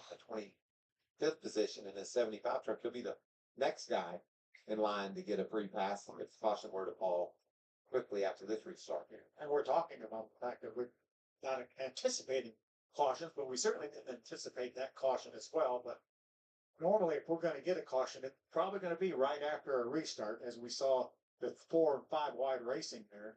We saw a big squeeze by this guy. Daniel Dye really taking Corey Heim down low. Luckily, they all got through there, but then when we got down to turn 3, wasn't so lucky to make it. I think Corey gave him a break. Gave him a little bit extra room getting down in turn number 1. Mentioned the extended caution, got a lot of fluid from Thad Moffitt. The 5 of Dean Thompson, you saw him getting hooked up and getting help back to the garage. They were trying to put some water in that truck, but I guess it didn't work out. Well, as they continue this cleanup, we'll step aside and we'll drop the green flag on the backside. We're live from Richmond Raceway. Smile. Definitely a lengthy caution here. Under 90 laps to go now in the race, 88 and counting down in the Clean Harbors 250 and at the Richmond Raceway. 23 trucks on the lead lap. So Chase Purdy got to get the free pass here, not Lawless Allen. Which I'm surprised because Purdy caused the accident. And if you're involved in the incident, you are not eligible for the free pass. It was his push into the 25, which launched the 5 truck around and into the outside wall. And obviously more piled in behind him. So I don't know why NASCAR doesn't think that Chase Purdy was involved in the accident. Their list of trucks involved in the accident would include Matt Craftsman, William Sawalich, Mason Massey, Ty Dillon, Dean Thompson, Keith McGee, Thad Moffitt, and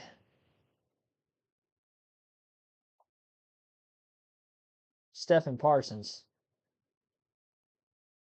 But I don't have Chase Purdy on that list. Looks like I didn't have Stephen Parsons on that list either, but he could have been involved.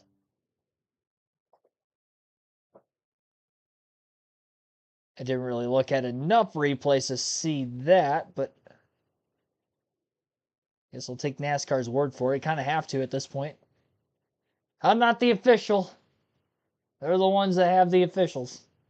This is definitely a long caution. This caution came out with 101 laps to go. It's been 15 laps under yellow. I think it was at lap 149. Yeah, it was at lap 149. That's what I thought. It was first lap after the restart. We went green with 101 to go. So 15 laps and counting under caution here with this wreck. It was a 7-truck incident, but it seems like, you know, between trying to get the running order corrected and then, you know, one truck stalls out randomly on the track or on pit road, so they have to get another tow vehicle to get that truck back into the garage.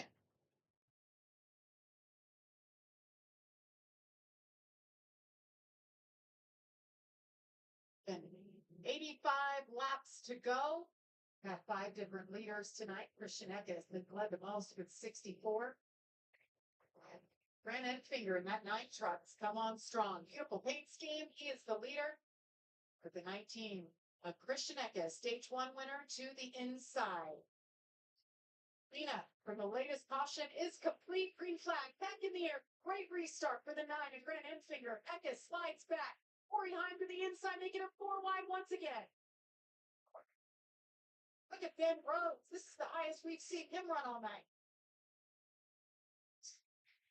Talk all the time about how the further we get into the race, more aggressive these drivers get.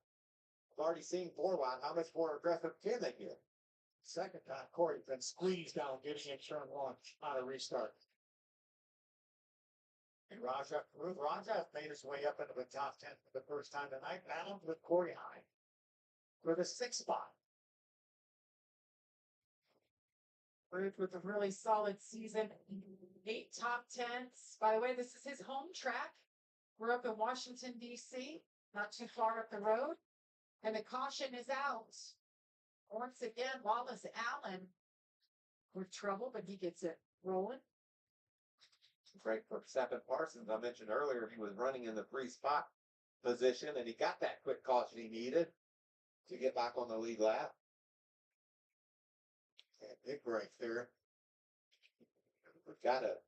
Just gotta know, Phil, it's just gonna get worse and worse. They're just gonna push harder and harder. We've seen a lot of blocks thrown, and you're able to take those blocks a little bit better early in the going than you are late.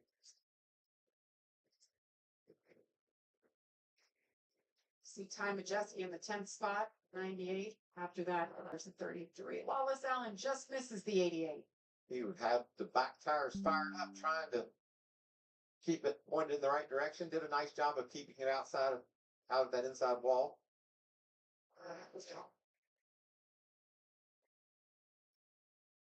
So pits are open. We mentioned Stephen Parsons, the free pass. I don't think we see anything on pit road here that matters. What do you think? No, I don't think so. I think we're road. I think if we get a caution in 30 laps, then everybody comes to pit road. Again, but that may be a good time for someone to gamble. Yeah, every gambler knows the secret to surviving. And maybe that's exactly what Matt Craftsman is doing right now. Amanda, it's coming your way. Phil, you're exactly on it. It is going to be a gamble by the team. They were talking this strategy even before the last time when Matt Craftsman got caught up in that issue on track. They were curious if the tires had been flat spotted. Cat said that they were fine, but Jared Prince decided to bring this truck in. Let's put some stickers on it and have those scrubbs to the end, guys. Struts. Okay, this race goes green. That's going to be a huge advantage for Matt Craftsman. Connor Zilish also made his way to pit road as well. So I think it's a good gamble by these teams that came to pit road. And they always have the option of putting the tires back on that they took off. Obviously, that was the last set of new tires that these teams put on. Connor Zilish right there in the 7th, as well as Matt Craftsman. But again, they have those tires that don't have a lot of laps on it that they would be able to put on later on. That set of tires that came off Matt Craftsman, Amanda mentioned. Save those for later, clean them up a little bit in case they need them. It'll be at a disadvantage, though, against new tires, but it won't be like they'll have 60, 70 laps on them when all the other teams put new tires on. Yeah, we have very few green flag laps on these tires. Yeah. Wow. I get it. You know, you want to mix it up, do something different, but I don't know about that. Well, next Saturday, it's Baseball Night in America on Fox. And Showtime, Shohei Ohtani leads the Dodgers against Paul Goldschmidt and the Cardinals. Or it's a battle of division leaders as the Guardians take on the Brewers. It all begins next Saturday at 7 Eastern on Fox. Check for the game in your area. Again, I've talked more baseball the last 2 days than I ever have. Exciting times. Who would have ever thought MLB at Bristol Motor Speedway? I'll tell you, Chipper Jones, champion baseball player. I mean, just a standout. I mean, people like me that don't watch baseball all the time know Chipper Jones. Oh, yeah. And I got to interview him yesterday at the big announcement at Bristol Motor Speedway. He was so pumped up, checking out everything. Then he got to ride around the track. So Chase Elliott, Ross Chastain were giving some lap rides. That's So cool. his eyeballs were huge. See the speedy dry going down on the racetrack. So we're going to step aside, but we will be back and we'll drop that green flag, hopefully, for more laps this season. All right, well, down to 79 laps to get second yellow of stage 2, but definitely a lot of caution laps have been ran. Only a couple green flag laps in this final stage. 24 trucks on the lead lap with Stephen Parsons getting the free pass with this yellow. After the lawless Allen spin off of turn 4, Grant Enfinger still holds on to the race lead for the moment. Ben Rhodes is in the second place position. Christian Eckes in third. Tyler Ranker fourth. Lane Riggs fifth. You got Corey Hyman 6th, Raja Karut 7th, Taylor Gray 8th, Daniel Dine 9th, Ty Majeski in 10th, Connor Hall 11th, Connor Jones is 12th, Nick Sanchez 13th, William Sowlich 14th, and Stuart Friesen 15th. 16th for Ty Dillon, Caden Honeycutt 17th, Tanner Gray 18th, Jake Garcia 19th, Brett Holmes in 20th. Chase Purdy 21st, Connor Zillich 22nd, Matt Crafton 23rd, Stephen Parsons 24th, last truck on the lead lap. Timmy Hill 25th, Spencer Boyd 26th, Lawless Allen 27th, Bailey Curry 28th, Mason Maggio 29th, and Mason Massey 30th. Justin Carroll 31st, Dean Thompson 32nd, 33rd for Thad Moffitt, Keith McGee 34th, Matt Mills 35th, and Jerry Bowman 36th. 32nd with Dean Thompson on back out of the race, so 5 drivers are done. 24 in the lead lap, 31 still continue on the racetrack. This is our 6th caution, our 4th per incident, 2nd of the final stage. Christian Eckes has led the most laps from the pole, 64 laps led. Current race leader Grant Enfinger has led for 49 laps. He also won stage 2. Eckes won stage 1. Ty Majeski's led for 51 laps. 5 for Taylor Gray, 4 for Ty Dillon on pit strategy. And those are the 5 different drivers to lead at least 1 lap in the race today. 7 lead changes amongst those 5 different leaders. Average race speed to this point with 77 laps to go, 78.060 miles per hour. And we're a little over an hour and 40 minutes from the drop of the green flag at the start of the night to where we are currently, through 174 completed laps. Take another ad break, continue our live commentary coverage of the Clean Harbors 250 at Richmond. You're listening live on KRC. Welcome back to the NASCAR Craftsman Truck Series, where we're under caution for the 6th time this evening. About 75 laps to go here. Let's get some updates from pit road. Josh, you're up first. And down here with Blake Bainbridge, the crew chief of the 43 team, Daniel Dye right now has himself in position to make the postseason. Still a lot of racing left, so what are you telling your driver about finishing this thing off? Yeah, he's in a really good spot right now with our truck.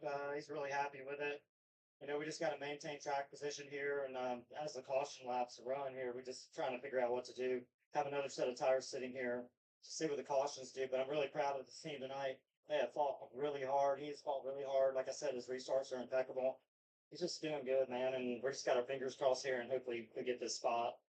43 team in good position right now, Amanda. Yeah, and Josh and Jeremy, we've been listening to you all race long, keeping Tanner mentally inside of this process. With this last part of this race, how can you continue to dig out? I mean, anything's possible at this point. We fought really hard there. Got the lucky dog, got back on the lead lap. Kind of scratched and clawed our way back up to 18. So, I mean, anything's possible, if he gets caught up in a wreck or there's more cautions and we put tires on at the right time. So, I mean, whatever's meant to be will be at this point. We scratched and clawed a lot of our season. We've been behind like that early in the race. We found a way to manufacture a finish. So, nothing says we can't do it right here as well. As Tanner said at the beginning of the race, they are going to grind it out tonight. That's exactly what this team has done, guys. Yeah, well said by Jeremy Dunley. It's crew chief. As you see it there on the left side of your screen, 17 points below that cut line for Tanner Gray. So a lot of racing, guys, still to go. I mean, a couple more laps under caution. You're looking at maybe 71, 72 laps to go. And that really gets us in a window that maybe, as we see the chews going on right now, maybe these trucks don't stop under green. Remember, Tom Majeski ran the entire stage caution-free last year and got past with 4 laps to go. Well, we only have 74 laps to go, and what we've had maybe 5 to 10 green flag laps. I don't see these drivers pitting under green because we've run so many caution laps, and now we're so close to the end of the race. Before the race started, they betted they would hit under green in this final stage. Now that's out. I'm with you, Phil. I don't think that's part of the plan anymore. Just too few of laps. Plans have changed.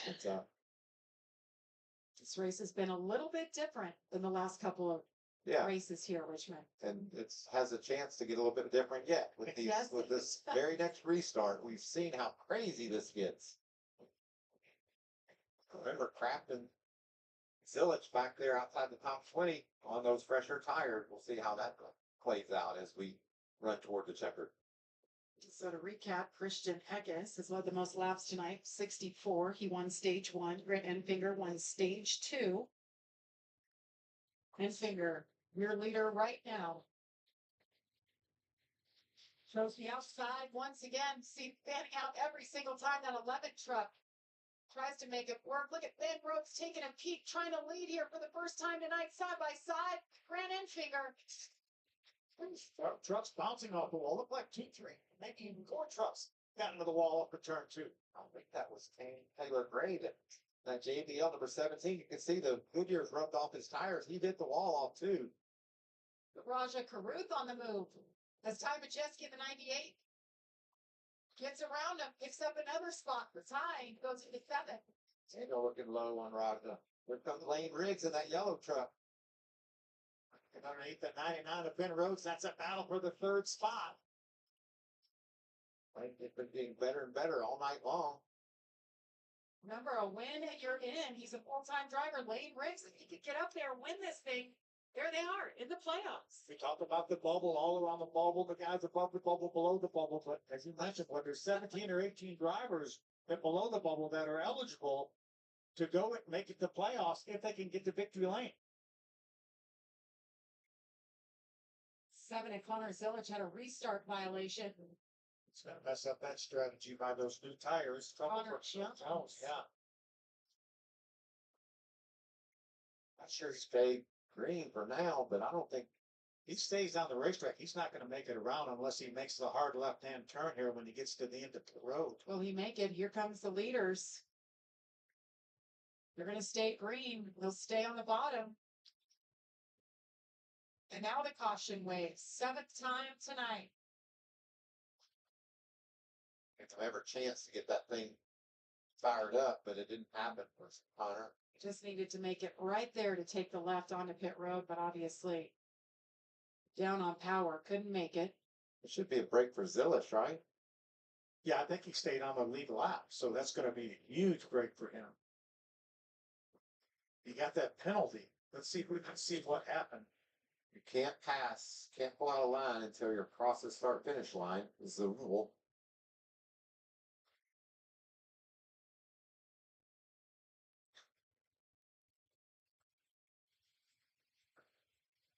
There he is. There he is, diving down. Must have been something we couldn't see because he was down there, but probably started there a little bit prematurely. Yeah, you have to stay in line till you get past the start-finish line. And with those new tires, he probably had such a had a steam going. Say he had a smile on his face too, with all the grip he felt when he matted the gas on that 7 truck. There you see him pushing the 66 back toward pit road.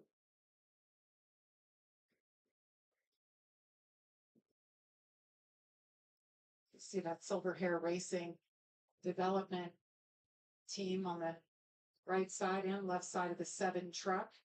Maurice and Laura Hull own that team. They're there today. Big part of the development of Connor Zilich getting him to this point.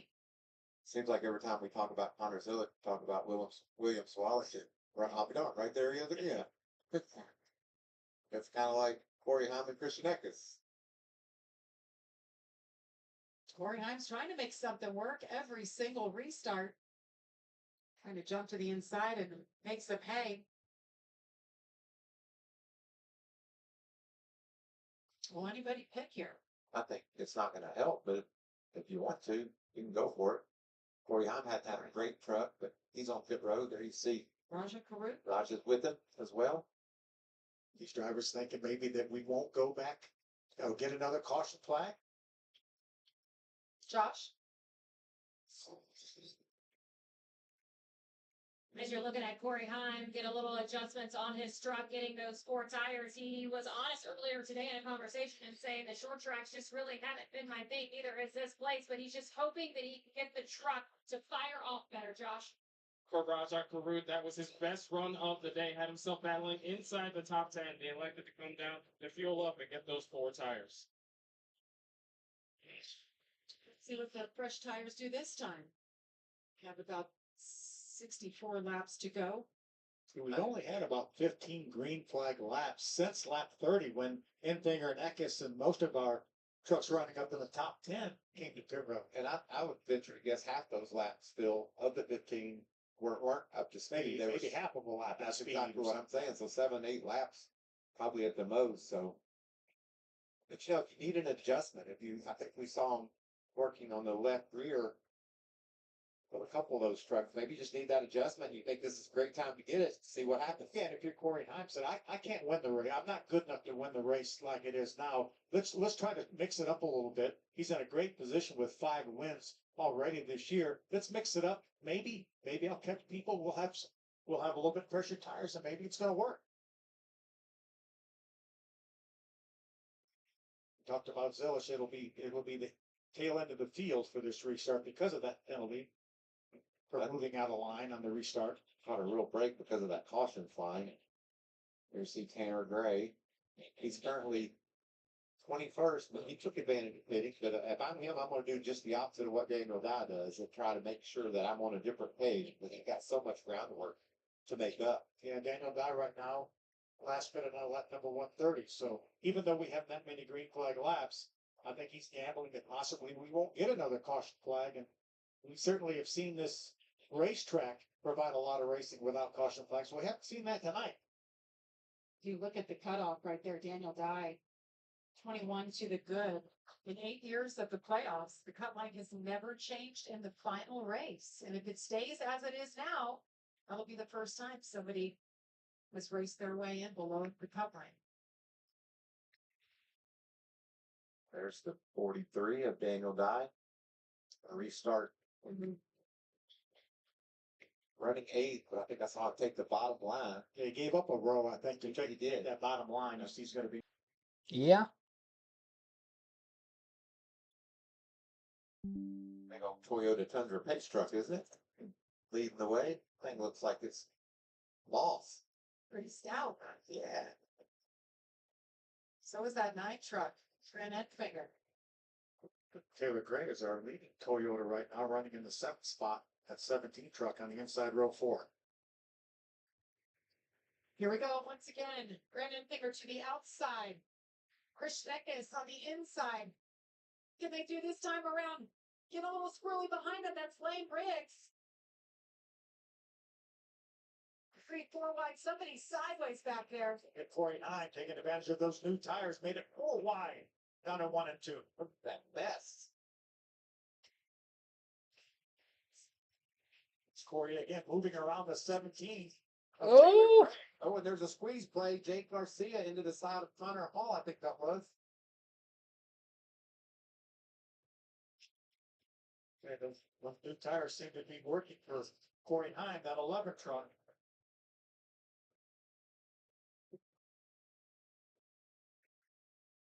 Trying to make his way to the outside of Stuart Breeze. Not going to have room there. That's Majeski that he's going by.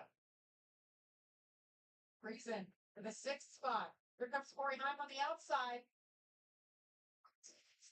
Picks up the spot, moves past Friesen. Friesen taking tough on the bottom. So far, I'm liking this move by Scott Zipadelli to put tires on that 11 truck. He hasn't had a great truck all day long. In practice, he wasn't great. Watch this squeeze play. Look at that 4 wide on turn 4. Kidding me. Oh, does a nice job. Using all the room he had on the left to keep from making arm contact with the outside. They just barely scraped the outside wall.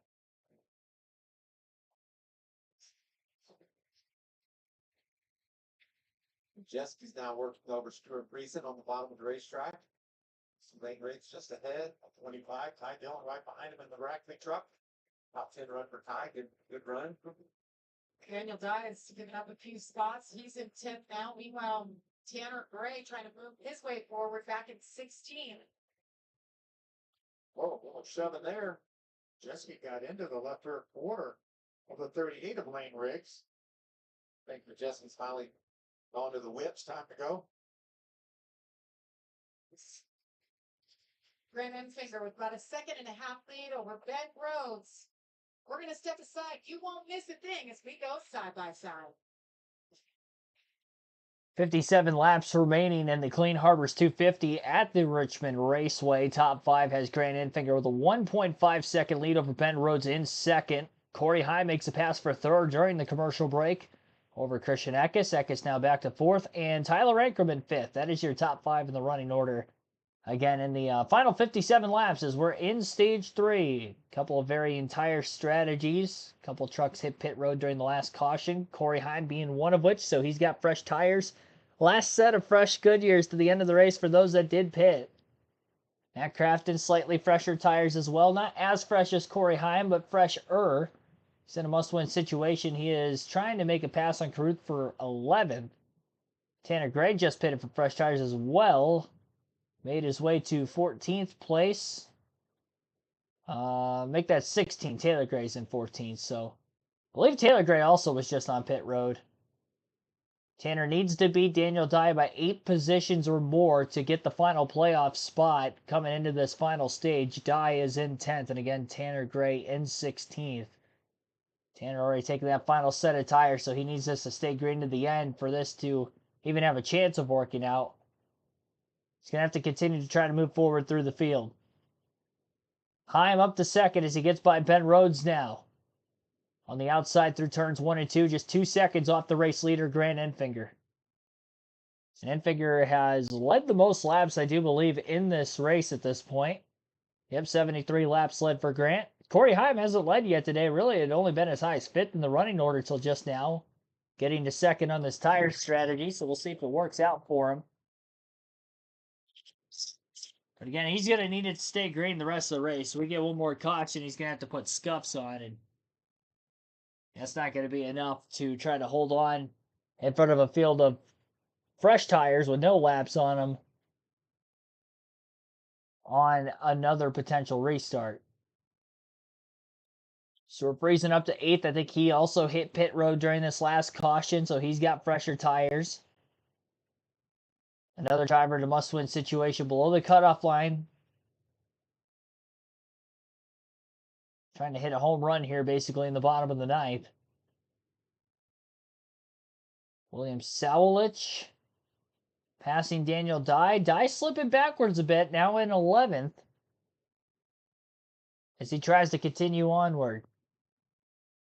50 laps to go at the line this time by. Sawalich moving forward now to the outside of Ty Dillon as they battle for 10th on the racetrack. Dillon's got a hole in the nose from that 7-truck incident. He got into the back of the 5 after getting shoved there by the 77 of Chase Purdy. 11 truck is taking advantage of those fresher tires. Although it's just a few laps, still talking to Craig, they have cycles on them, and sometimes that slows down the speed of the tires. So this is the battle we're watching. This is the bubble battle. Who's in?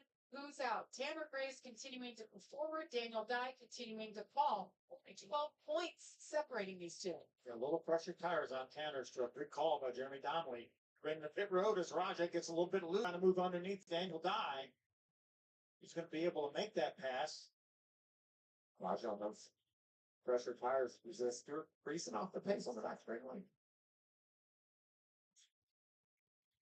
Just on new screen, watch the 71. A little bit of contact with the 43 of Daniel Dye, and then he gets a little bit sideways as he tried to get down in turn number 1. First time we've seen Daniel Dye outside the top 10 tonight. He's got a really strong effort. Running top 5 most of his race. Still keeping Tanner Gray behind him, and that's the goal. Now we have every crew chief on pit road other than Corey Hines' crew chief and William Sawalch's crew chief and Tanner Gray's crew chief wanting a caution flag right now to put some fresh tires on these trucks. As Zilich is going to make his way around the 43 of Daniel Dye as well. Aiden Honeycutt there in the 45, haven't mentioned his name much, but he's fought his way into the top 15 here late. Good battle right here. Ben Rhodes, the 99 on the inside, his teammate Tom Majeski, the 98 on the outside. Then it is the battle for third. Here comes Majeski. We knew it would happen. He's gone to the whip. It's really conservative as he got behind earlier with a penalty on pit road. Has been able to work his way through the field. As you can see, left side of your screen in our pylon, he's 5 seconds behind Grant Enfinger, but more importantly, 4 seconds behind Corey Heim, who has fresher tires than he does.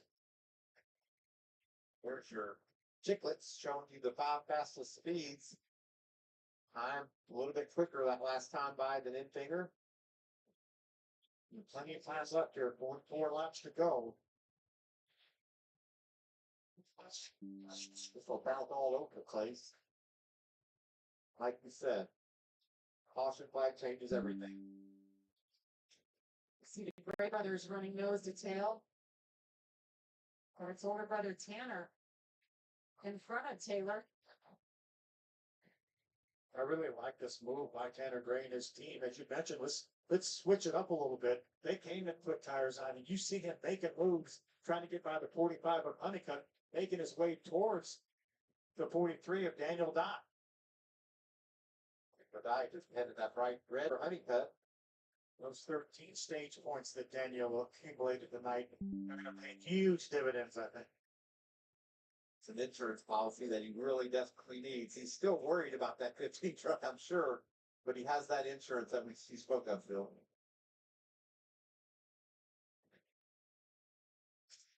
You talked earlier in the race how this place is notorious for long green flag runs. When we saw a bunch of cautions, and those cautions were big chance. Caution flags, they're cooked. But we'll see how it goes down.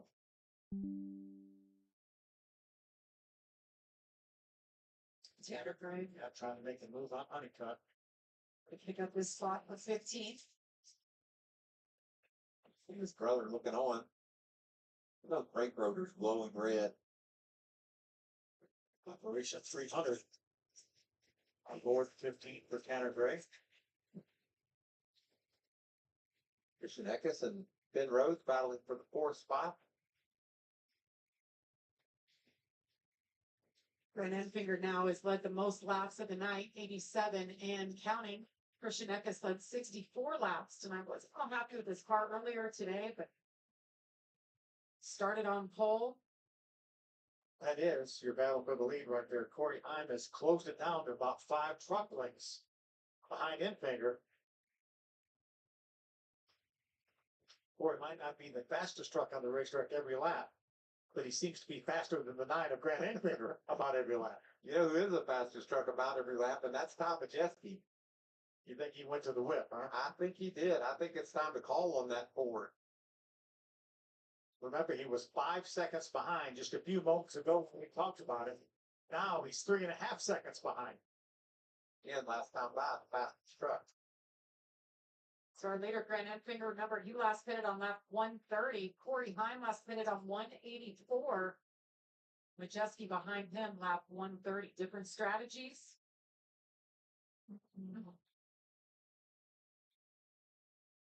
That interval from 1st to 3rd, you can see Corey Heim starting to look around a little bit, moved up the hill there, seeing if he can find some hits to the old Grant Enfinger.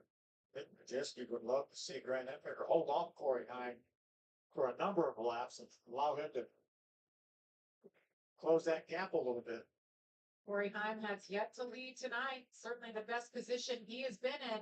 He's breathing down the neck of Grant Enfinger. Majeski right there in 3rd, just a little bit over 3 seconds behind that 9 truck of Enfinger. Last time by, Majeski again here at the front, though. We bragged about Majeski and his patience, and we ran out of patience before he did. We said, why is Majeski not going any farther towards the front? He's closing on him. Grant Enfinger trying to hold off Corey Heim. Across the start finish line into turn 1. Majeski's got it under 3 seconds now. Is their way around this lap traffic.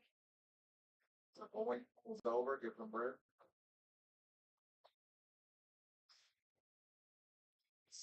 Wow.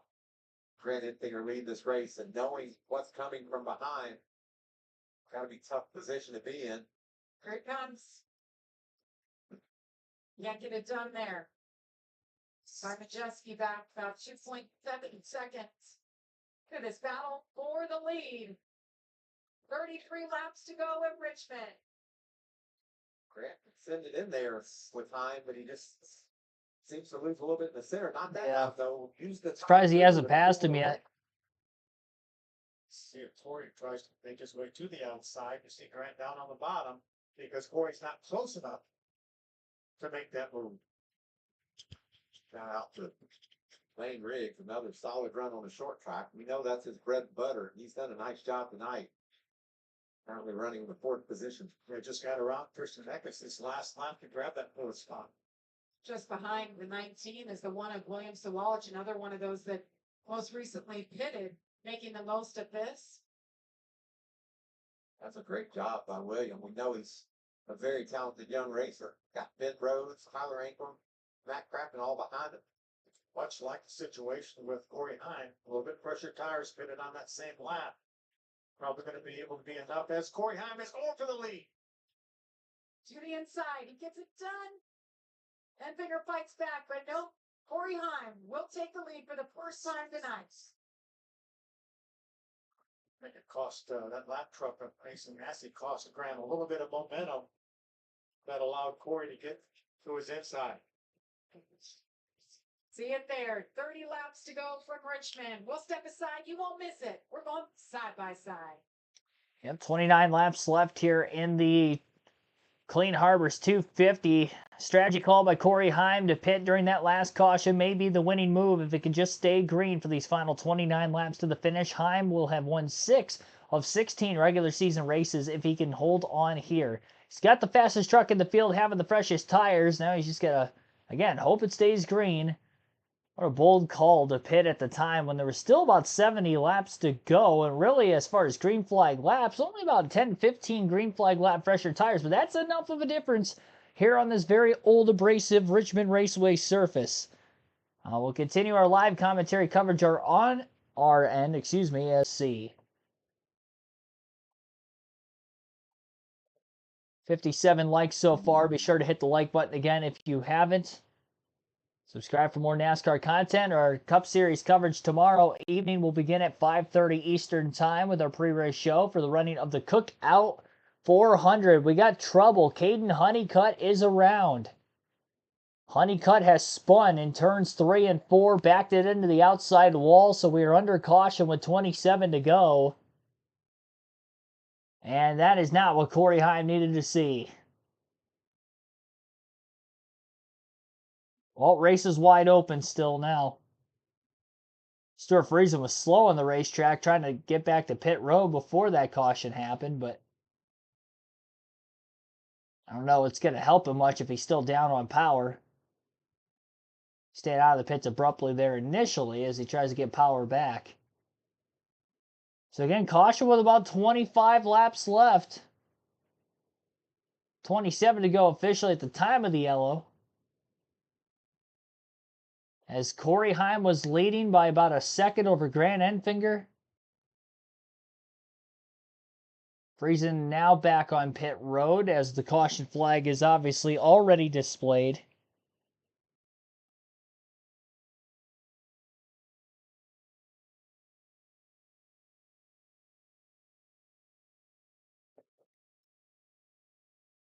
Friesen was slowing on the racetrack just as he was trying to make his way down pit road. We had an issue with Caden Honeycutt. And around at turn 4. This is going to be fun to watch. Pit stops. Almost everyone's coming to pit road. Pits are open. Yeah. So is that the advantage is gone for Corey? Totally gone. No, Yeah. it's the other way. It's a disadvantage now. He's staying out. Oh, he's coming down. Going to put on those 7, 8 lap tires he took off. But we know how important stickers are. It's going to be a big advantage for Grant Enfinger, Ty Majeski, but they got to nail the pit stop. No mistakes. Jeski, we saw him with a mistake earlier. Amanda. You'll take a look at the 11 full into his pit box. He's talking to his crew chief, Scott Zipadelli, ahead of the pit stop and said, guys, we tried everything we could. They took that gamble and took those tires last time ahead. That's how Corey was able to charge to the stop. Josh, what are you hearing on Grant Enfinger? For Grant Enfinger, just losing the lead to the 11 will open these tires, will give him what he needs to get that lead back and go for the win for the 38 of Lane Riggs. He needs a win and he needs a slight adjustment to get him what he needs to get into the postseason. Looks like Williams Wallach took 2 tires. Great strategy though, and had a fast truck, and he didn't have as many laps on those left sides as some of the others. Now he'll be a little bit of a disadvantage with those 2 tires. There's the race off pit road by a long shot. Grant Enfinger is a lead truck off pit road with 4 tires. Or fresh tires too. Yes, sticker tires. Ooh, that just makes me want to go fast, Bill. Want to hear that paper flapping?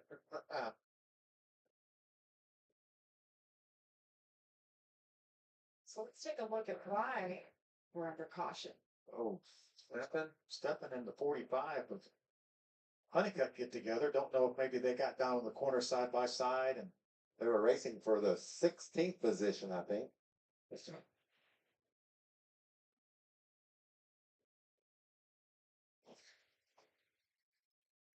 So going to be another thrilling restart. Varying strategies on tires. Tire. We knew we would talk about them all night long. When to get them. I think most of our field right now, most of our lead lap trucks have 4 brand new sticker tires. We know that Corey Heim doesn't. We're assuming we know William Sawalich only put 2 tires on. I think Silich is probably put some used tires back on. Some of those, all those. Another one of the trucks that I think you're exactly right. did that. You guys see the playoff cutoff right now? Had it up there briefly. Uh-oh. Trouble. What's wrong with the Nick Sanchez. something wrong with the left front? Is it down?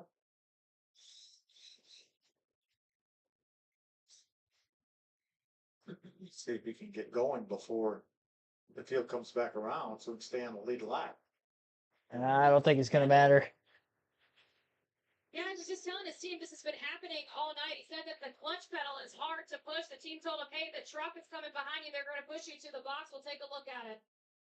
Box, take a look at it. See the field going by though, so he will be a lap down. Where did they go?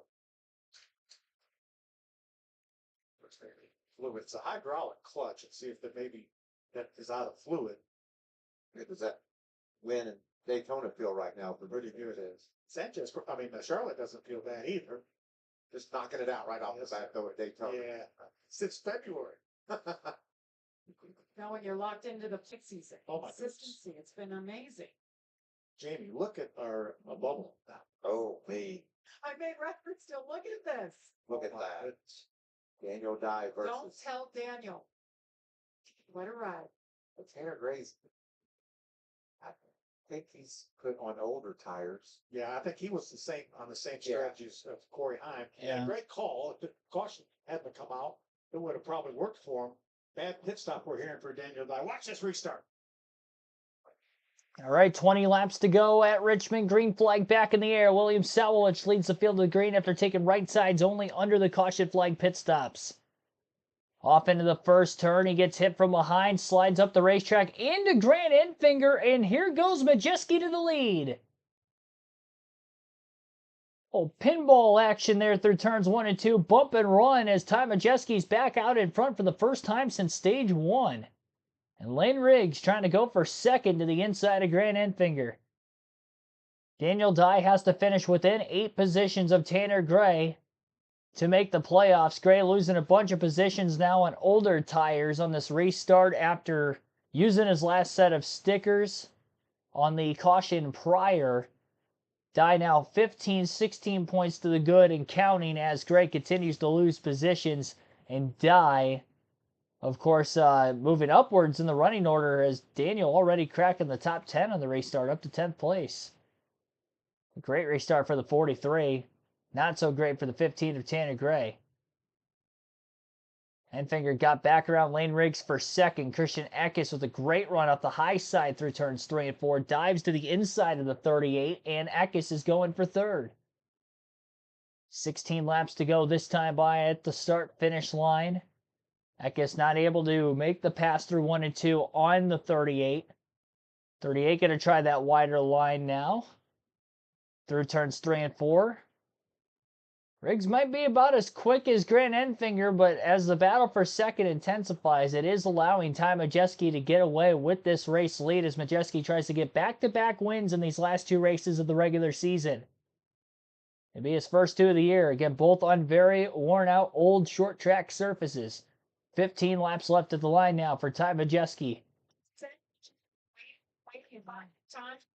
Now he's leading this race, looking to make it 2 wins in a row. I'm gonna tell you, this 38 truck gets clear of 9. I think he's gonna go heat up that 98.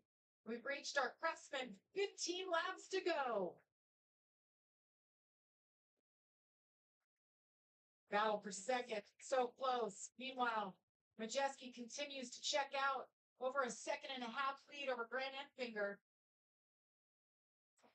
Third in North Wilkesboro, Zane Riggs' best career finish earlier this year.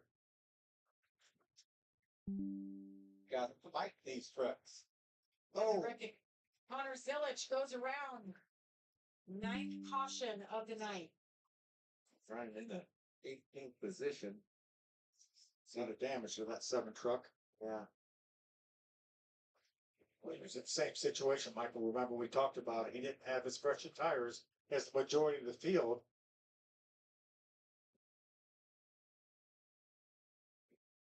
Look at this top 10 right now. Ty Dillon, 7th. Stephen Parsons, 8th. Ben Rhodes fell back to 9th. And Corey Heim, 10th on those scuffed tires they put back on. Daniel died just outside the top 10 and 11th. Connor Hall doing a great job in his debut right now, running in the 12th spot. Zilic is going to pull it behind the wall. Too much damage to continue. See Brian Patty there, walked by and surveying things. Took a chance. It didn't work. Connor Zilic will next be in the truck at Bristol. See if we can take a look at what happened. You see right there, they're already making contact. That's 32 of Brett Holmes on the inside and Connor Zilic on the outside, but they were already together, and I think Zilic was dead sideways. I think that was loose end for Holmes, and that's was what slid him up into Zilic and around the room. Here's another view of it. Is there a little contact maybe from the? That's the second time Jace Purdy has launched one car into another. In the drive, but with help. Causing a caution. That's a lot of damage to that seventh. Half off, yelled out, going out there, wall into inside. We're gonna have a restart inside of 10 laps to go.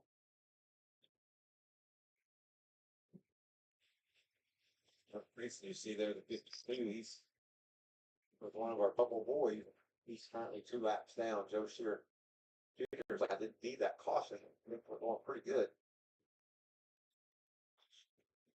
Trying another Hail Mary. Yeah, I like it. I do too. Yeah. Tanner Gray with a different set of tires. Certainly wasn't going anywhere fast. Fell outside the top 15. Let's hear from our leader's crew chief, Amanda. I got over here, Jamie, and Joe Shear Jr. just looked at me and shook his head and he said, "What a day. Ty Majeski has the momentum right now. How do you finish this off, Joe?" Well, hopefully there's no more cautions, but we've had a good truck. We made bad decision there in the beginning. And we redeemed ourselves, got back with a fast truck, and Ty's doing a great job. So hopefully we get a good restart here and we finish it off. I love that. You know, what are you going to do? You don't want a caution, and then here comes a caution. And, you know, getting to be down in the pits and watching those guys just sweat things out. Really thankful Amanda, Josh are down there on the scene, getting those emotions that you see from Joe Shear. That's what it's all about, especially this race, Michael. You know, there's a lot on the line. You want to head into the playoffs feeling good, strutting your stuff, carrying your head high. Well, those two are strutting off into the playoffs. What about the guy in third? He's like, give me a chance here. I can go playoff racing. Lane Riggs, short track ace, has put himself in a position to do just that.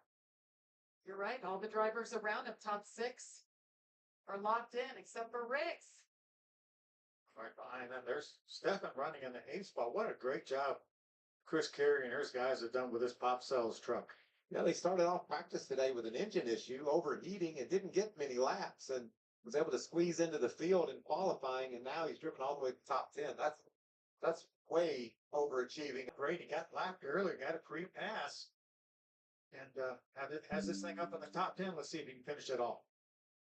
I'm just impressed with Stephen Parsons and the drivers like him that jump in and out of the truck, not full time. He's a spotter as his regular job, but to be able to stay on top of it, keep that competitive edge, know exactly what he needs with this small team to go compete with the big teams that are there every single week. Yeah, these guys work extremely hard. Chris Carey, the crew chief, is really the only employee of Henderson Motorsports, but he has some really good people around him that he can lean on when he needs help.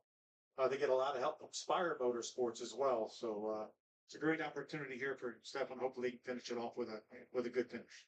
You see Lane Riggs is chose to the top, running in third, but he went up high.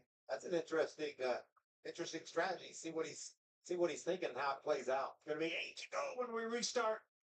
Yep, 8 laps left here on what could be the final restart of the night. Ty Majeski outside of row 1, inside of row 1, Grant Enfinger, green flag back in the air.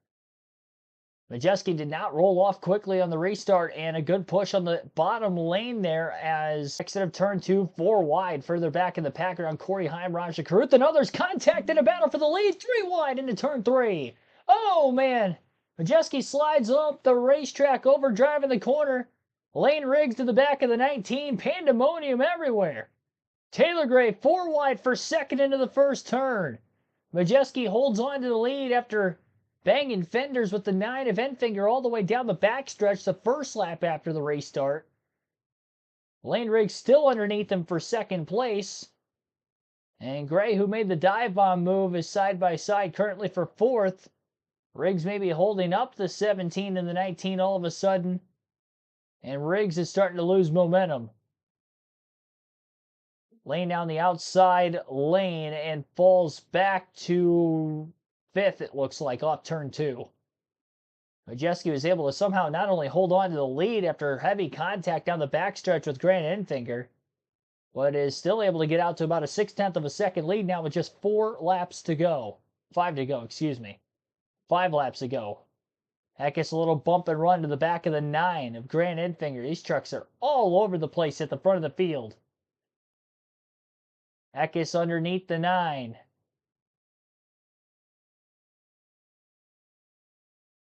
Can't make the pass. That failed pass attempt is going to open the door up for Taylor Gray, who also couldn't get underneath the 19 off the exit of turn 4 and down the front stretch.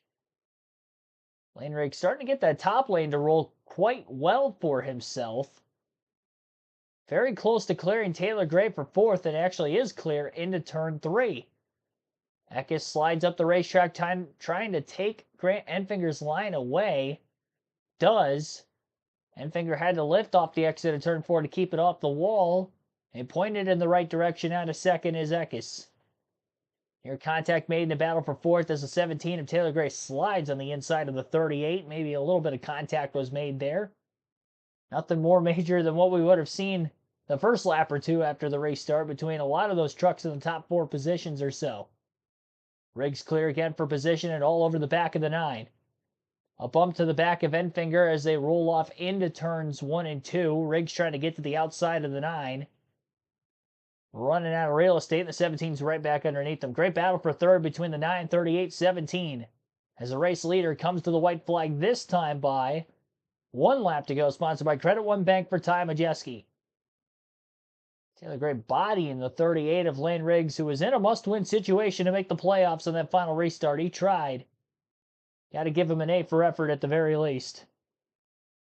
Nearly a 1-second lead for Majeski down the backstretch for the final time into 3 and 4. It'll be back-to-back wins for Thor Sport Racing's Ty Majeski, as he will win on back-to-back short tracks, IRP, and now Richmond to close out the regular season for the NASCAR Craftsman Truck Series. Christian Eckes, who won Stage 1, finishes second. Taylor Gray, third.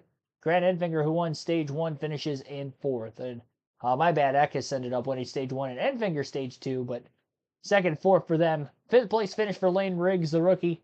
Tyler Ankrum, 6th. Ben Rhodes, 7th. Daniel Dye finishes 8th and will clinch the last spot for the playoffs on points. Ben Rhodes tonight also will clinch the playoffs, finishing 7th. as he makes it on points as well. Taylor Gray, of course, back at the end of stage 1. Already locked his way into the playoffs. Unfortunately for Tanner Gray, he will be missing out on the final cutoff spot by 12 points as he came into the day +5 over Daniel Dye. And for the first time in the 8-year playoff history of the Craftsman Truck Series, the final spot on points changed hands in the final night of the regular season. Behind Daniel Dye's 8th place finish, Ty Dillon finishes 9th. And a great job by Connor Hall in his Truck Series debut in the 91, finishing in 10th, getting a top 10. So solid debut for him. Stephen Parsons finishes 11th, Tanner Gray 12th, Jake Garcia 13th, Caden Honeycutt 14th, Matt Crafton 15th, 16th for Corey Heim, Raja Cruz 17th, Wallace Allen 18th, Timmy Hill 19th, Chase Purdy 20th. Brett Holmes 21st, William Sowledge 22nd was the last truck to finish on the lead lap. Bailey Curry first struck a lap down in 23rd, Spencer Boyd 24th, 2 laps down for Stuart Friesen in 25th. 26th, 3 laps down, Mason Massey, Justin Carroll 27th, 4 laps down for Mason Maggio in 28th, and 29th on back DNF tonight. Connor Zillage finishes 29th, Nick Sanchez in 30th, Connor Jones 31st, Dean Thompson 32nd, 33rd for Thad Moffitt, Keith McGee 34th, Matt Mills 35th, and Jerry Bowman 36th. So ended up with quite a few DNFs in this race tonight. It looks like we had 8 total. Most laps led was actually by the Stage 2 winner, Grant Enfinger. He ended up leading 98 laps in the race, but again finished in 4th. And your race winner, Ty Majeski, ended up leading 70 laps, 3 different times he led. Enfinger led 4 different times. Christian Eckes led for 65 laps. And then 6 laps led for Corey Heim. 5 for Taylor Gray, 4 for Ty Dillon, and 3 for William Sowlich. 6 different drivers led at least 1 lap in the race tonight. And we had 12 lead changes amongst those 6 different leaders. 9 cautions in this one in total, 5 of which in the final stage of the race. And 7 total for incident, 1 in stage 1, 1 in stage 2, and the 2 stage yellows, lap 70 and lap 140. Total time in the race, 2 hours, 25 minutes, and 18 seconds. Average race speed of 78.73 miles per hour. And we did finish under the regulation length of 250 laps around this 3/4 mile short track in Richmond, Virginia. Ty Majeski captures the checkered flag tonight in the regular season finale, and here is your race winner, Majeski. Talk about fired up. Ty Majeski entering the postseason with 2 straight wins to end the regular season. Given the way this race ended for you last year, where you saw it slip away in the final laps, how does that shape the feeling on this victory back here at Richmond? Oh, it feels good. We've had great 4-sport trucks here at Richmond the last 2 years. Found different ways to lose them. And we tried to do it again tonight. Another mistake. We really need to clean that stuff up before playoff time. But so proud of these guys sticking behind me. Soda Sense, local sponsor from my hometown, Seymour, Wisconsin. So cool to see it come full circle. They've been a huge supporter of mine. All our partners, though, Curb Records, Road Ranger, wouldn't be able to do without Duke and Rhonda Thorson for this team. Proud of these Thor 4 racing guys. We work so hard at the shop. We're proud to do this from Sandusky, Ohio. And we're going to try and bring another trophy Represent. Ty Majeski, your winner at Richmond. Amanda? Daniel, I'll tell you the story that the team was telling in the booth. You were the first driver to bump themselves into a playoff. And we were talking earlier today, and you were saying that what you were feeling was the opposite of Christmas morning. What's the emotion now? Yeah, it feels a lot better than Christmas now. Man, just the hard work these guys have put in. And like I talked a little bit before the race, it's really good to validate myself and the work that I've been putting in to change up what I've been doing. And oh man, it's so cool to have our champion container 43 in the playoffs. I'm whooped. Like if it wasn't easy, it's not an easy racetrack. But just proud of everybody. Everybody's been working so hard and trying to keep me under control and not too freaked out. So man, proud to be here. This is a racetrack I didn't like last year, and I don't like Milwaukee either, but we're headed to Milwaukee. Let's go do it. Jamie? Well, I would give the most improved driver award to be able to, for this season. There's Tanner Gray. A valiant effort. They worked through some things, weren't thrilled all night long, didn't give up, closed that gap. It was so close. What you see was about a point. 1 point. 1 point. So here it is, the playoff leaderboard. So 1 round point. of 10, moving on. We'll have a weekend off. We'll race it. No, Boston. It was like 12 points, I think. It wasn't 1 point. But needless to say, Corey Heim will go in as the #1 seed for the playoffs. But the regular season championship does go to Christian Eckes. Couple more wins for Corey Heim this season, 5 to Eckes' 3. And Eckes, I believe, only ended up with 2 more stage wins than Corey when it was all said and done. And one of those came tonight for Christian. So Corey Heim, Christian Eckes, Ty Majeski, Nick Sanchez, Roger Caruth, Grant Enfinger, Tyler Ankrum, Taylor Gray, Ben Rhodes, Daniel Dye will be the 10 playoff drivers for the NASCAR Craftsman Truck Series. And that will begin again in 2 weeks at the Milwaukee Mile. That will actually be a Sunday evening, Sunday late afternoon race at the Milwaukee Mile post Daytona from Xfinity and Cup Series action that weekend. Here's Tanner Gray. I see you taking this in. What are your thoughts right now? We just weren't good enough. All day we just didn't have the speed, didn't have the balance, and I didn't do a good enough job. So really frustrated, and I don't know. We just when you come into a race where you're on the cut like this, like you just got to be better, and we weren't tonight. So congrats to Daniel. They were better, and overall throughout the season, just too sloppy. So we got to clean it up, and I got to clean up a lot of things on my end, and yeah, we just need to be better. Josh? Well, Christian Eckes wraps up the regular season championship in a much better performance at Richmond, a runner-up finish than you've had here in the past. How is this team feeling confidence-wise now heading into the postseason?